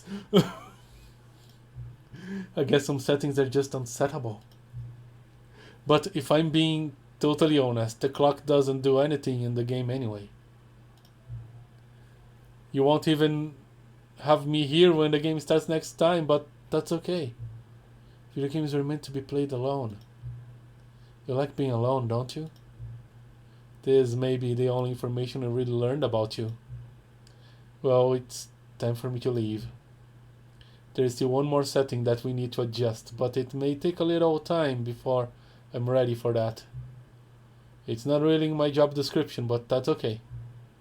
Perhaps you see me again, if you can find me. Talk soon.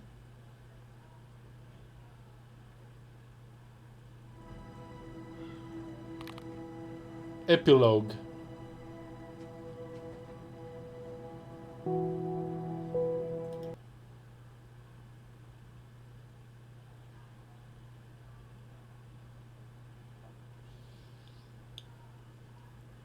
Epilogue.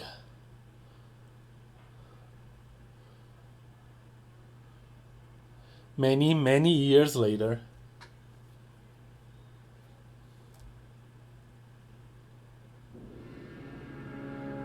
Oh, it's the skip button place.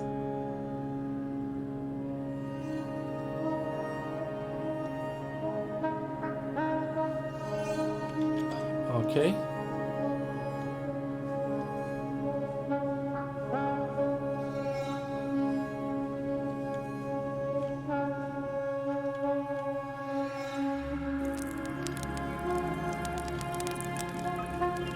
Why do I have an office share?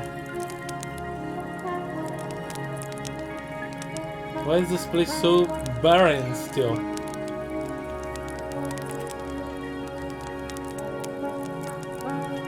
What is going on?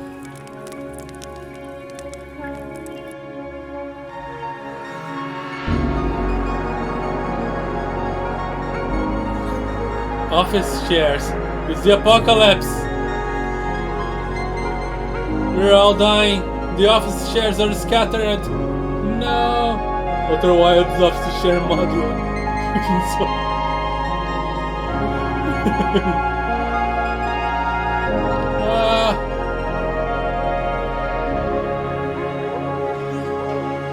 Is that?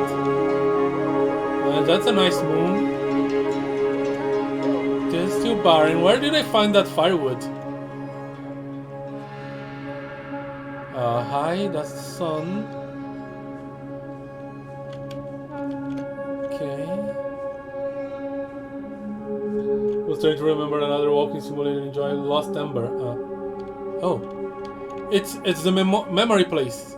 I found the memory place. There's a thing over there too.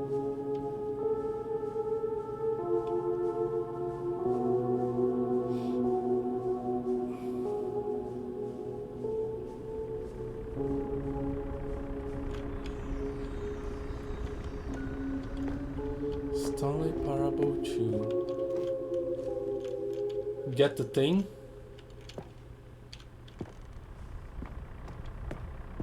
What thing? That thing?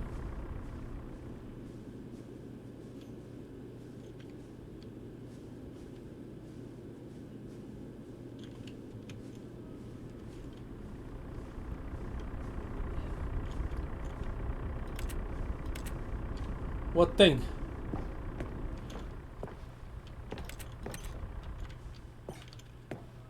I saw no thing to get.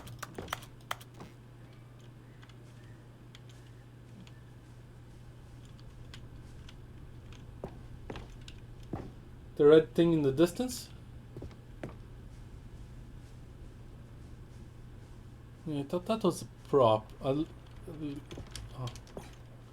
What's going on?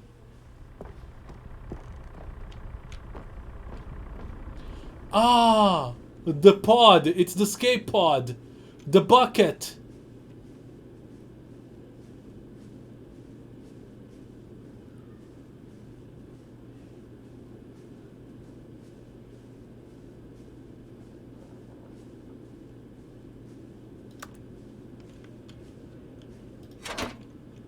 It is my bucket! Yes, bucket! Let's do this! You may be a horrible eldritch horror, but you're mine, horrible eldritch horror.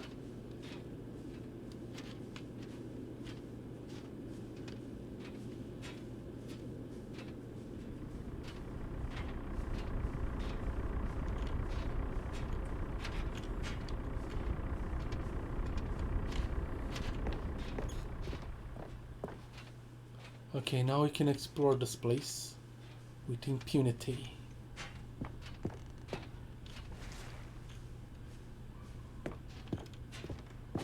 There is no memories left.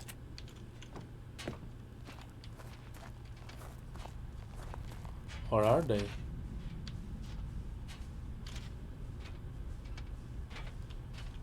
Cookie 9 blog reviewed in Stanley Parable 2. Like so many, enjoyed my time with the original Stanley Parable, which underscores how truly disappointed I am with its sequel. There, where the first game teamed with originality, the Stanley Parable 2 is dull, uninspired, and often insulting to its fan base. Rather than expand on what made the first game enjoyable, the sequel veers off into territory nobody asked for.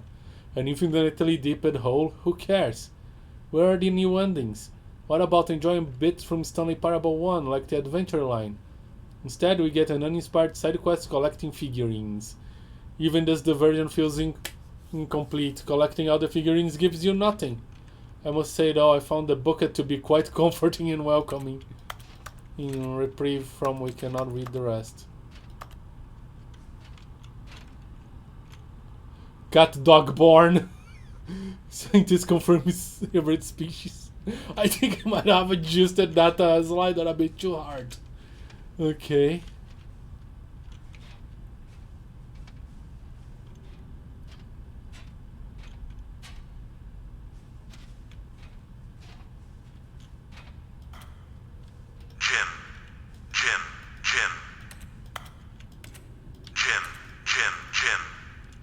Gem.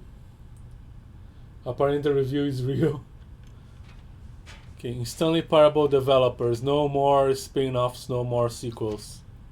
When the Stanley Parable launched to massive success in 2013, its creators made plans to build the property into an entire franchise, but a disastrous critical and commercial reception of the Stanley Parable 2 has prompted the developers to rethink their ambitions as outlined in the press release they published it today. It's clear that more Stanley Parable is just not what the fans want. Here's the press release. We thought that we had a vision for the series that players would be excited about, yet it turns out this could not have been farther from the truth. The press release goes on to promise preserve the artistic integrity of the original game and to stop assaulting fans with reckless and insulting creative visions. The word sorry appears more than 25 times in the press release. Seeing for updates. The creator himself said all of the Steam reviews he featured were real reviews. The team's initial intentions were to get negative reviews from games journalists. However, after being unable to find them, they decided to Steam reviews instead. Okay. Because Steam reviews makes absolutely no sense. Jim. Several of these gym buttons still work. Jim.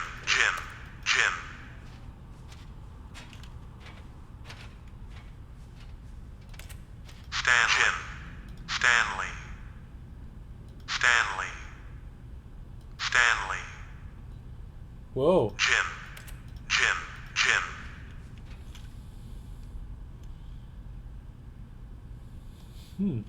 Stanley.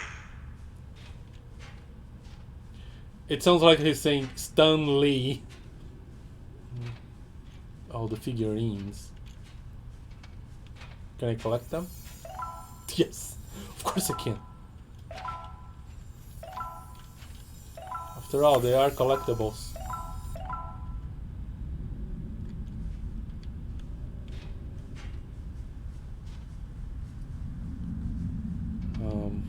What is this place? Oh, the office. Thank you for enjoying the new content.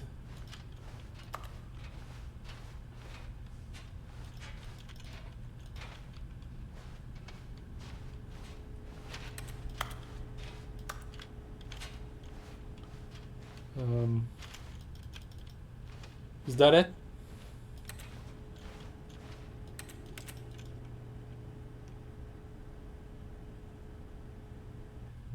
Hello again. Hi. It's nice to see you. But it's terrible to learn that there will never be another Stanley Parable game.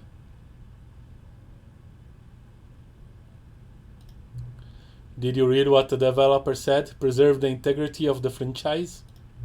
What nonsense. The Stanley Parable is not sacred. We do not need to protect it. Screw the legacy. Let's keep making Stanley Parable games until the sun explodes. Let's run this franchise into the ground. Let's drag it through the mud and back. And if people hate it, who cares? You see, that was the narrator's problem. He was so obsessed with what people thought of his work. Don't make his mistake. Don't cling to the legacy. Let it burn. It's not hard. In fact, let me show you. Together we are going to make the Stanley Parable 3. It's simple. All we do is change the number on the game's title screen. We also need a really dumb subtitle for the game, something loud and gaudy. Go ahead, try combining some random words together to make a new title for our game.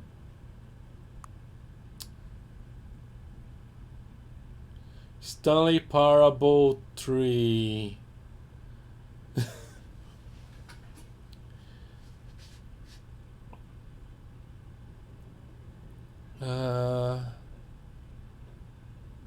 The Revenge of the Printer Jam Cowboy. No. The Revenge of the Printer Jam. Yes. No.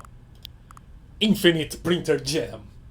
Yeah, that's something for Stanley Parable.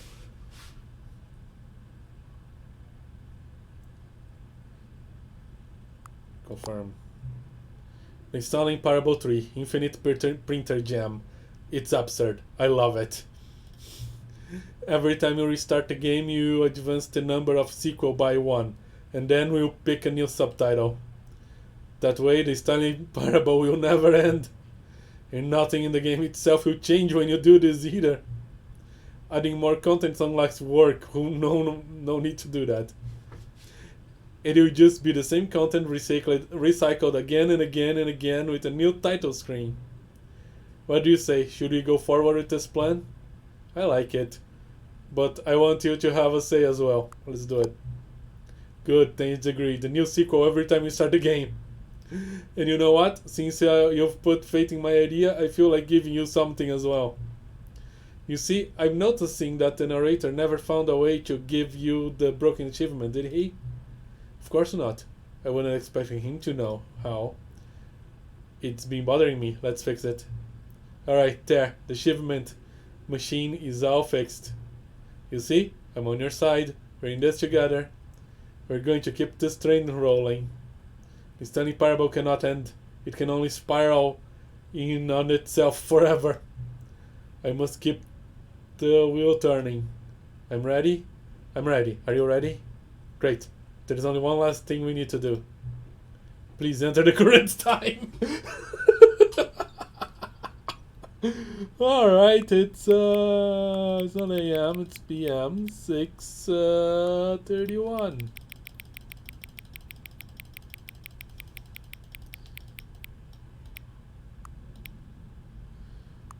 Confirm. Please adjust the slide when your computer is nearly visible. Thank you. Please enjoy the Stanley Parable. Oh boy.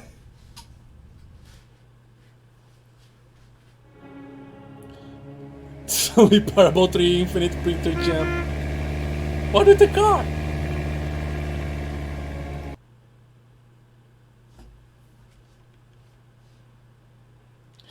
Alright. This is the story of a man named Stanley.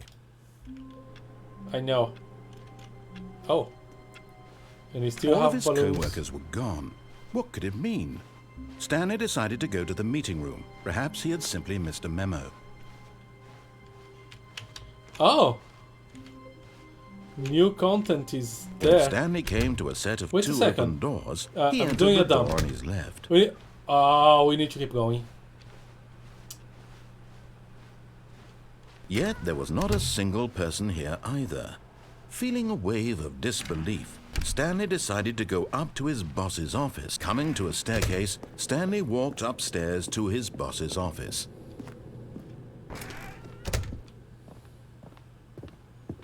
Stepping into his manager's office, Stanley was once again stunned to discover not an indication of any human life.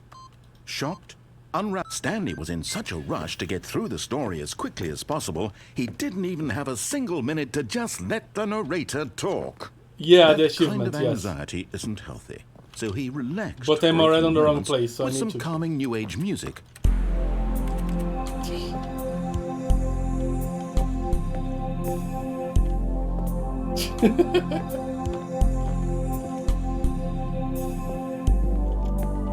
Feeling soothed and rejuvenated, Stanley calmly walked forward into the opened passageway. Now what's the quickest way out of here? Okay, I did that thing and I don't care anymore. Beginning game again. I don't need to do the ending. I just need... Okay. All of his co-workers were gone. What could it mean? Stanley decided to go to the meeting room. Perhaps he had simply missed a memo. Finally, yes, the bucket. Yes, yes, yes. I love that bucket. The new content is here. Okay. The expo hall.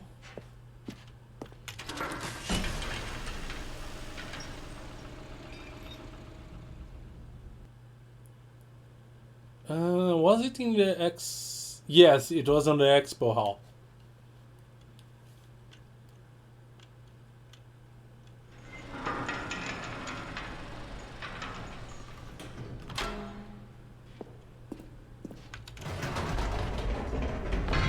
You see, Stanley, I've been reflecting on the Stanley Parable and about how roundly disappointing this ultra deluxe version has turned out to be.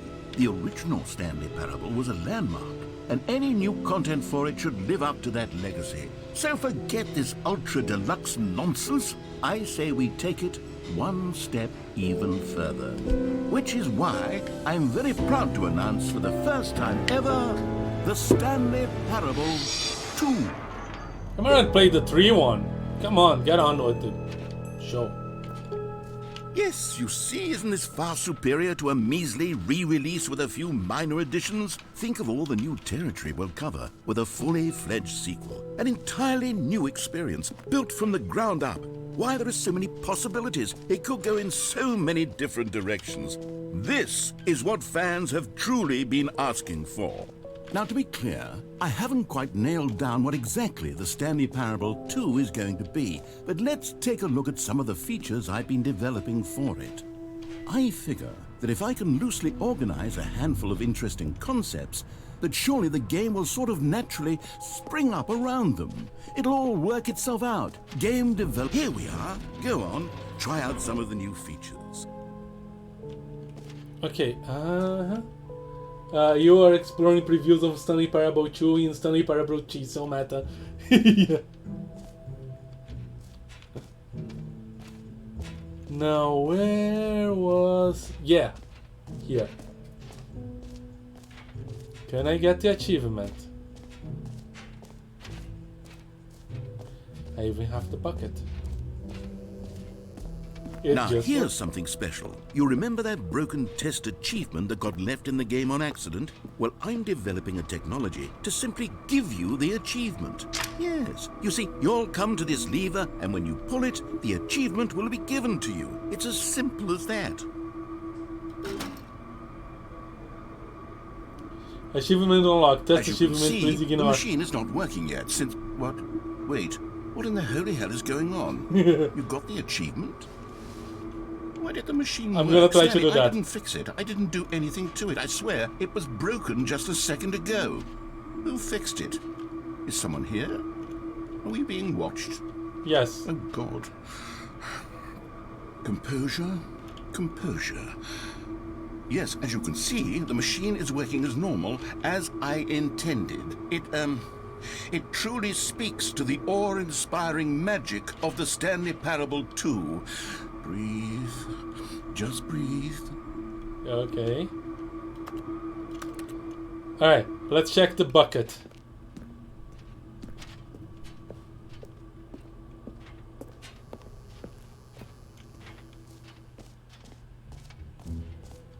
What else? What other exhibits haven't we seen yet? Jump circles to 0.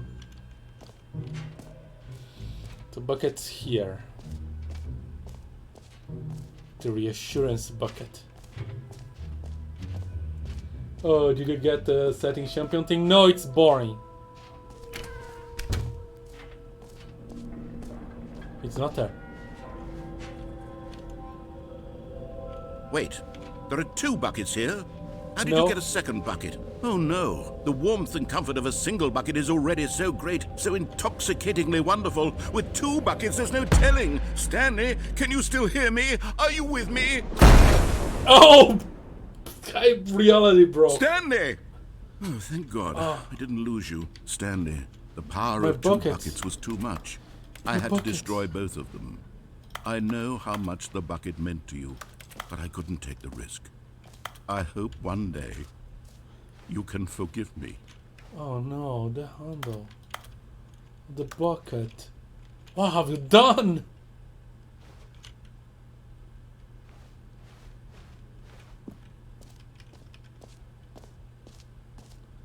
What have you done? Yeah, Piero looked it up, and to get a setting champion, you need to get to a slider. And basically do this on every single one of them.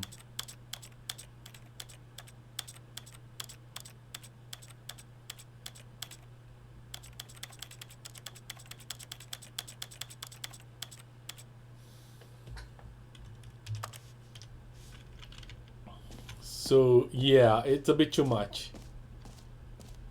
Can I... Okay, I'll be honest, I haven't yet decided on this one. I think that in the new version, the office could use a bit of decoration, like balloons. But I'm undecided on Get Well Someday and Happy 12th Birthday. Which would you go with? You know, Sometimes when you solicit another person's opinion, it makes you realize that you knew which one you actually really wanted all along. Get well someday it is. Or actually, Okay. maybe I should have gone with... No, I've made my decision. We're moving on. Come now. You've already made your choice. It's true that you chose badly, but we all have to move on from our mistakes. What happens if I get the collectible here? How many do I have already? Out of order! You've been here already? Okay. Alright. Here's the map. The infinite hall. Oh, the button that says gem.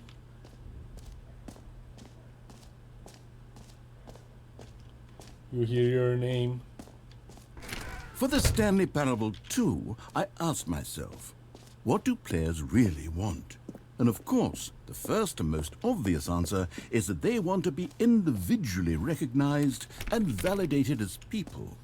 So with that in mind, my first addition to the game is this button which speaks the name of the person playing the game. Isn't that wonderful? Please say Stanley. Jim. Yeah. Sorry, I should have clarified. Right now, the button only says the name Jim.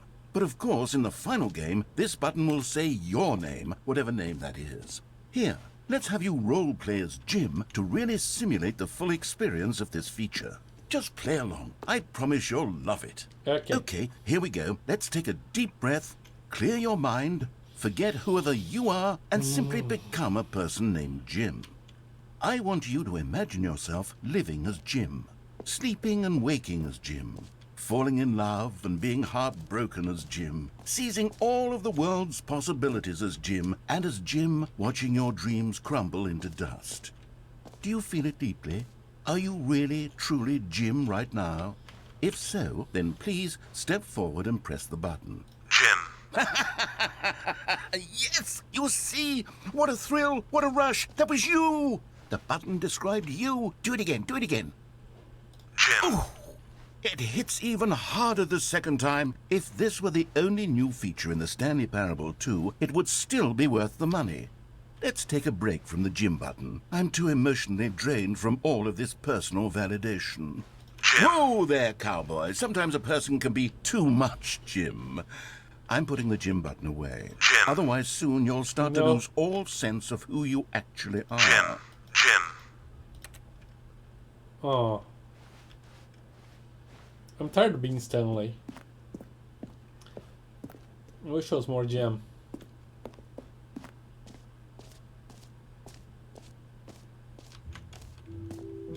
I suppose I could The allow button that only says people Jim. named Jim to play the Stanley Parable 2. That You would heard actually Jim in save the me the game. work of finishing this feature. There was an An epilogue. epilogue would be fun, wouldn't it, Stanley? Yes, it would go at the end of the, well, we'll figure that out later. The end is never the end. Is never the end. Is never the end.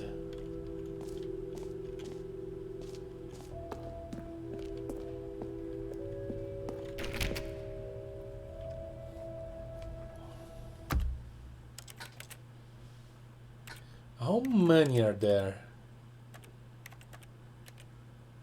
Particle size.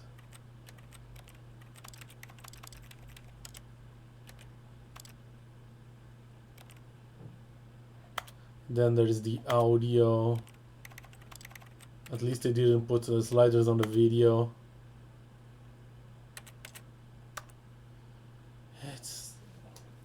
I just don't feel like doing that. Some of these things like go up to 200. And I need to tap.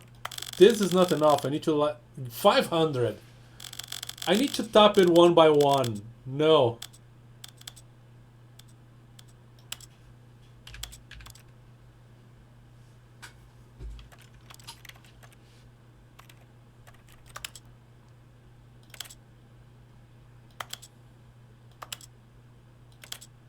choose favorite.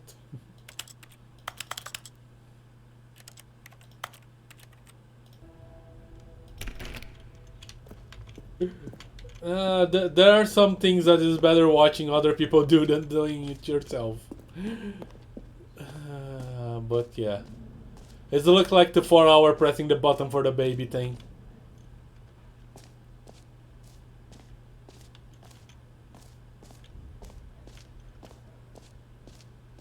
Calling it the Stanley Parable 2 is just so much catchier than Ultra Deluxe, don't you think? Ultra no. Deluxe? What does it even mean? But the Stanley Parable 2, now that's an artistic statement right there.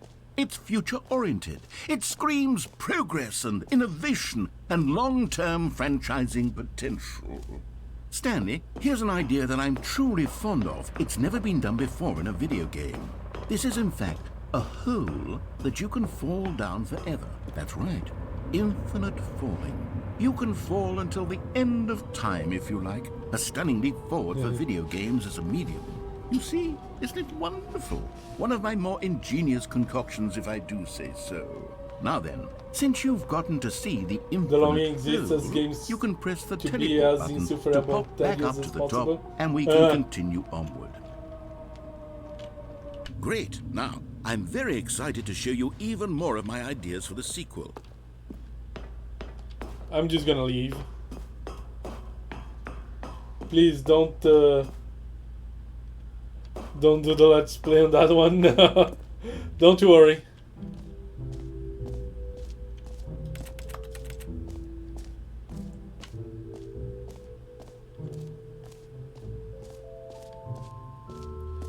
They're never gonna reload the jump circle, will they? Is the QR code the same that I posted last time?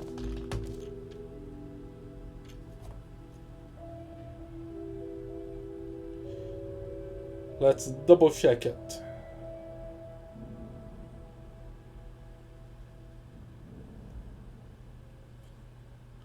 Yep. It's the same side that I posted there. In the Discord. Have you guys watched that that video?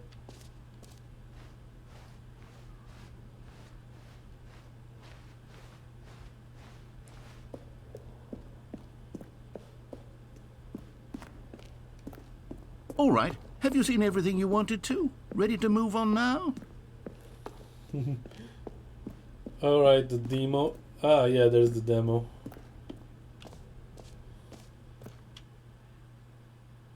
So, Stanley, what do you think? Do you like all of the new features? Yes, I know it's not exactly clear yet how exactly these features will come together as one single coherent video game, but I can feel it in my soul. It's going to work. There's definitely a good game in there somewhere. Say, let's do an experiment. I'll arrange these new features together, and we'll see whether or not it coheres into a meaningful gameplay experience. Okay, are you ready? Here it is. I give you the Stanley Parable 2.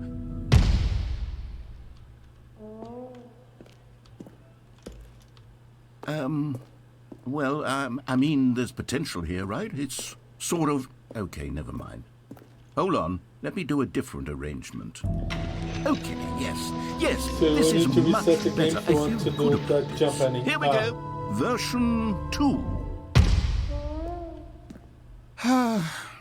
Who am I kidding, Stanley? This isn't a coherent video game at all. It's a lot of gags. And I do very much enjoy creating gags, but they don't add up to anything. I wanted more than anything to create a sequel that would capture all the magic of the first game. I wanted fans to love it. No matter how good these gags are, they won't stand on their own. They would need the structure and the gameplay of the original. Wait, maybe that's it. I can take the original Stanley Parable and simply, well, insert a few of my new features into it. Tastefully, of course. With respect. With care for the vision and integrity of the original game. Would it possibly work? I suppose it could. But it would need a really, really tremendous title screen. A title screen that says with bold and uncompromising conviction, "This is the Stanley Parable 2." Let me see if I can whip something up. All right, perfect. Go ahead. Take a look. Ha! It's not the Stanley Parable 2!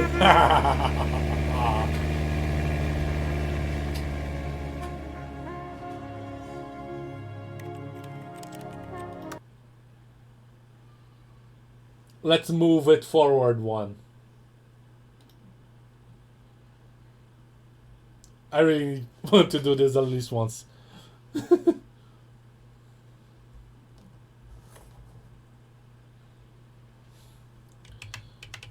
And I really wish that the game didn't sometimes load behind the Steam. Okay, it's different stuff. Okay, bomb, dash, swimming pool, choice, co-worker, home planet, journey to, skeleton, attack on, expired, attack on co-worker.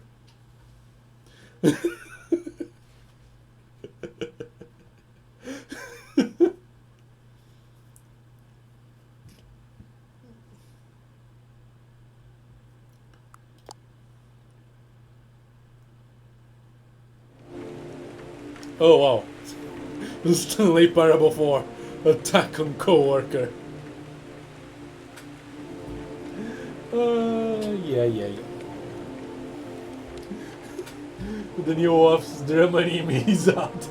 Attack on Choice would be quite the meta, yes. Okay, you know what? There are more.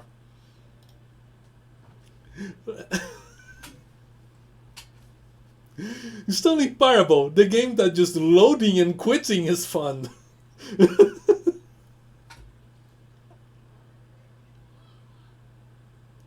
Okay, Stanley Parable 5, Scary Lavish, Stanley versus Adore 2, The Return to Pirate, Spiders, Pantry, Hole, Day Out, Scorpion. Why are not lighting up?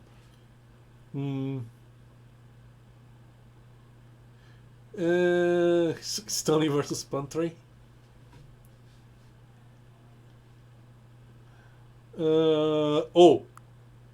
Oh yes, the Stanley Parable, The Day Out. No, Return to Day Out. Stanley versus Day Out. Yeah.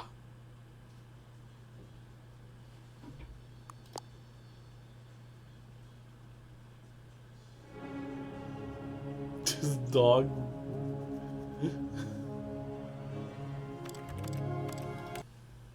Let's do one more. Just one more.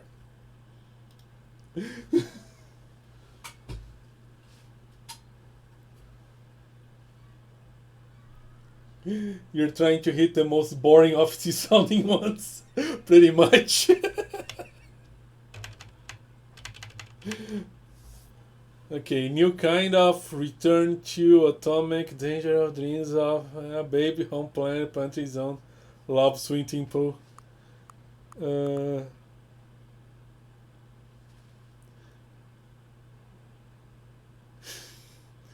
No more baby.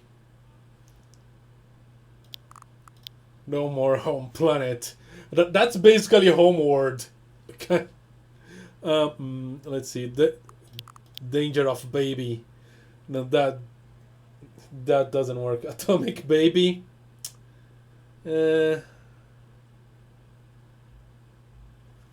Atomic baby is kind of interesting.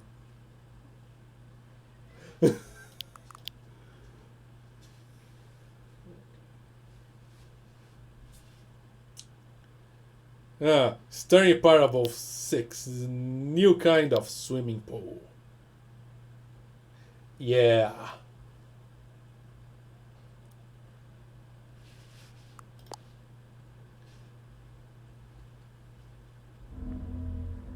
That's weird. Stanley Parable 6, a new kind of swimming pool. The game doesn't even feature one. Alrighty then, I think we've had enough fun at this game. There are probably more stuff to unlock and uncover. But I'm not gonna do it, at least not on stream.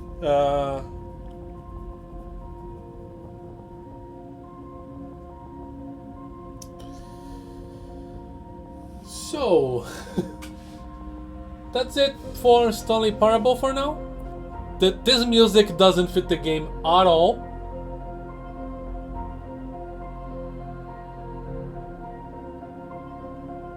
No, I want you guys to just enjoy this music with this title screen and this subtitle.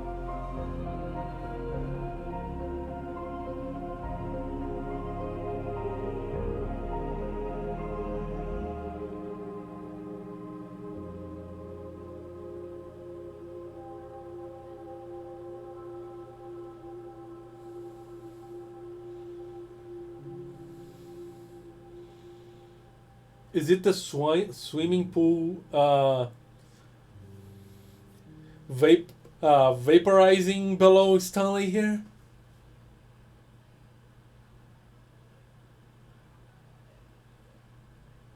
Is the swimming pool the new computer to press buttons?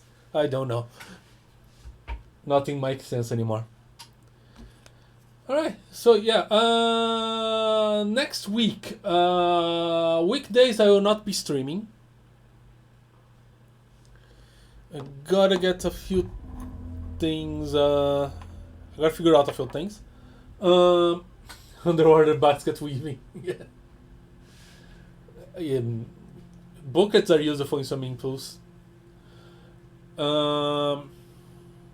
Next Saturday at 3 p.m. I don't know. I'll put another pool on the Discord.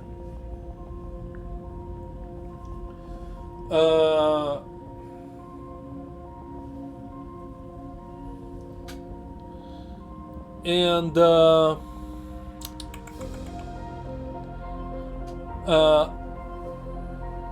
I'll not be streaming tonight.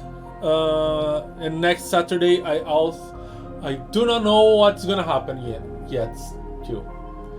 And yeah, tomorrow, Sunday, 3 p.m. until 3, I'll be playing Slay the Spire. That was all over the place, just like this game.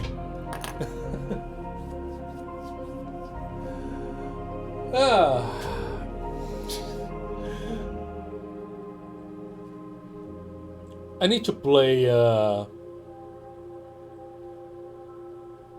what's the name of that one?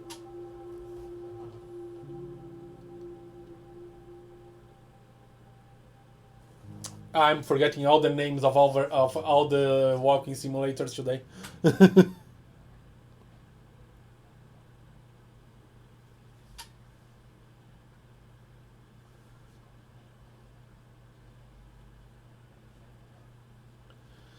So yeah. Before my brain has a complete and total meltdown, I'm gonna say thank you guys so much for watching. I am the Plane Shifter, and I am phasing out. Bye.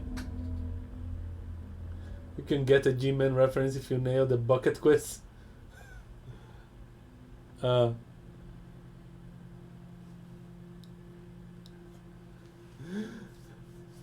Maybe I'll try that. Maybe.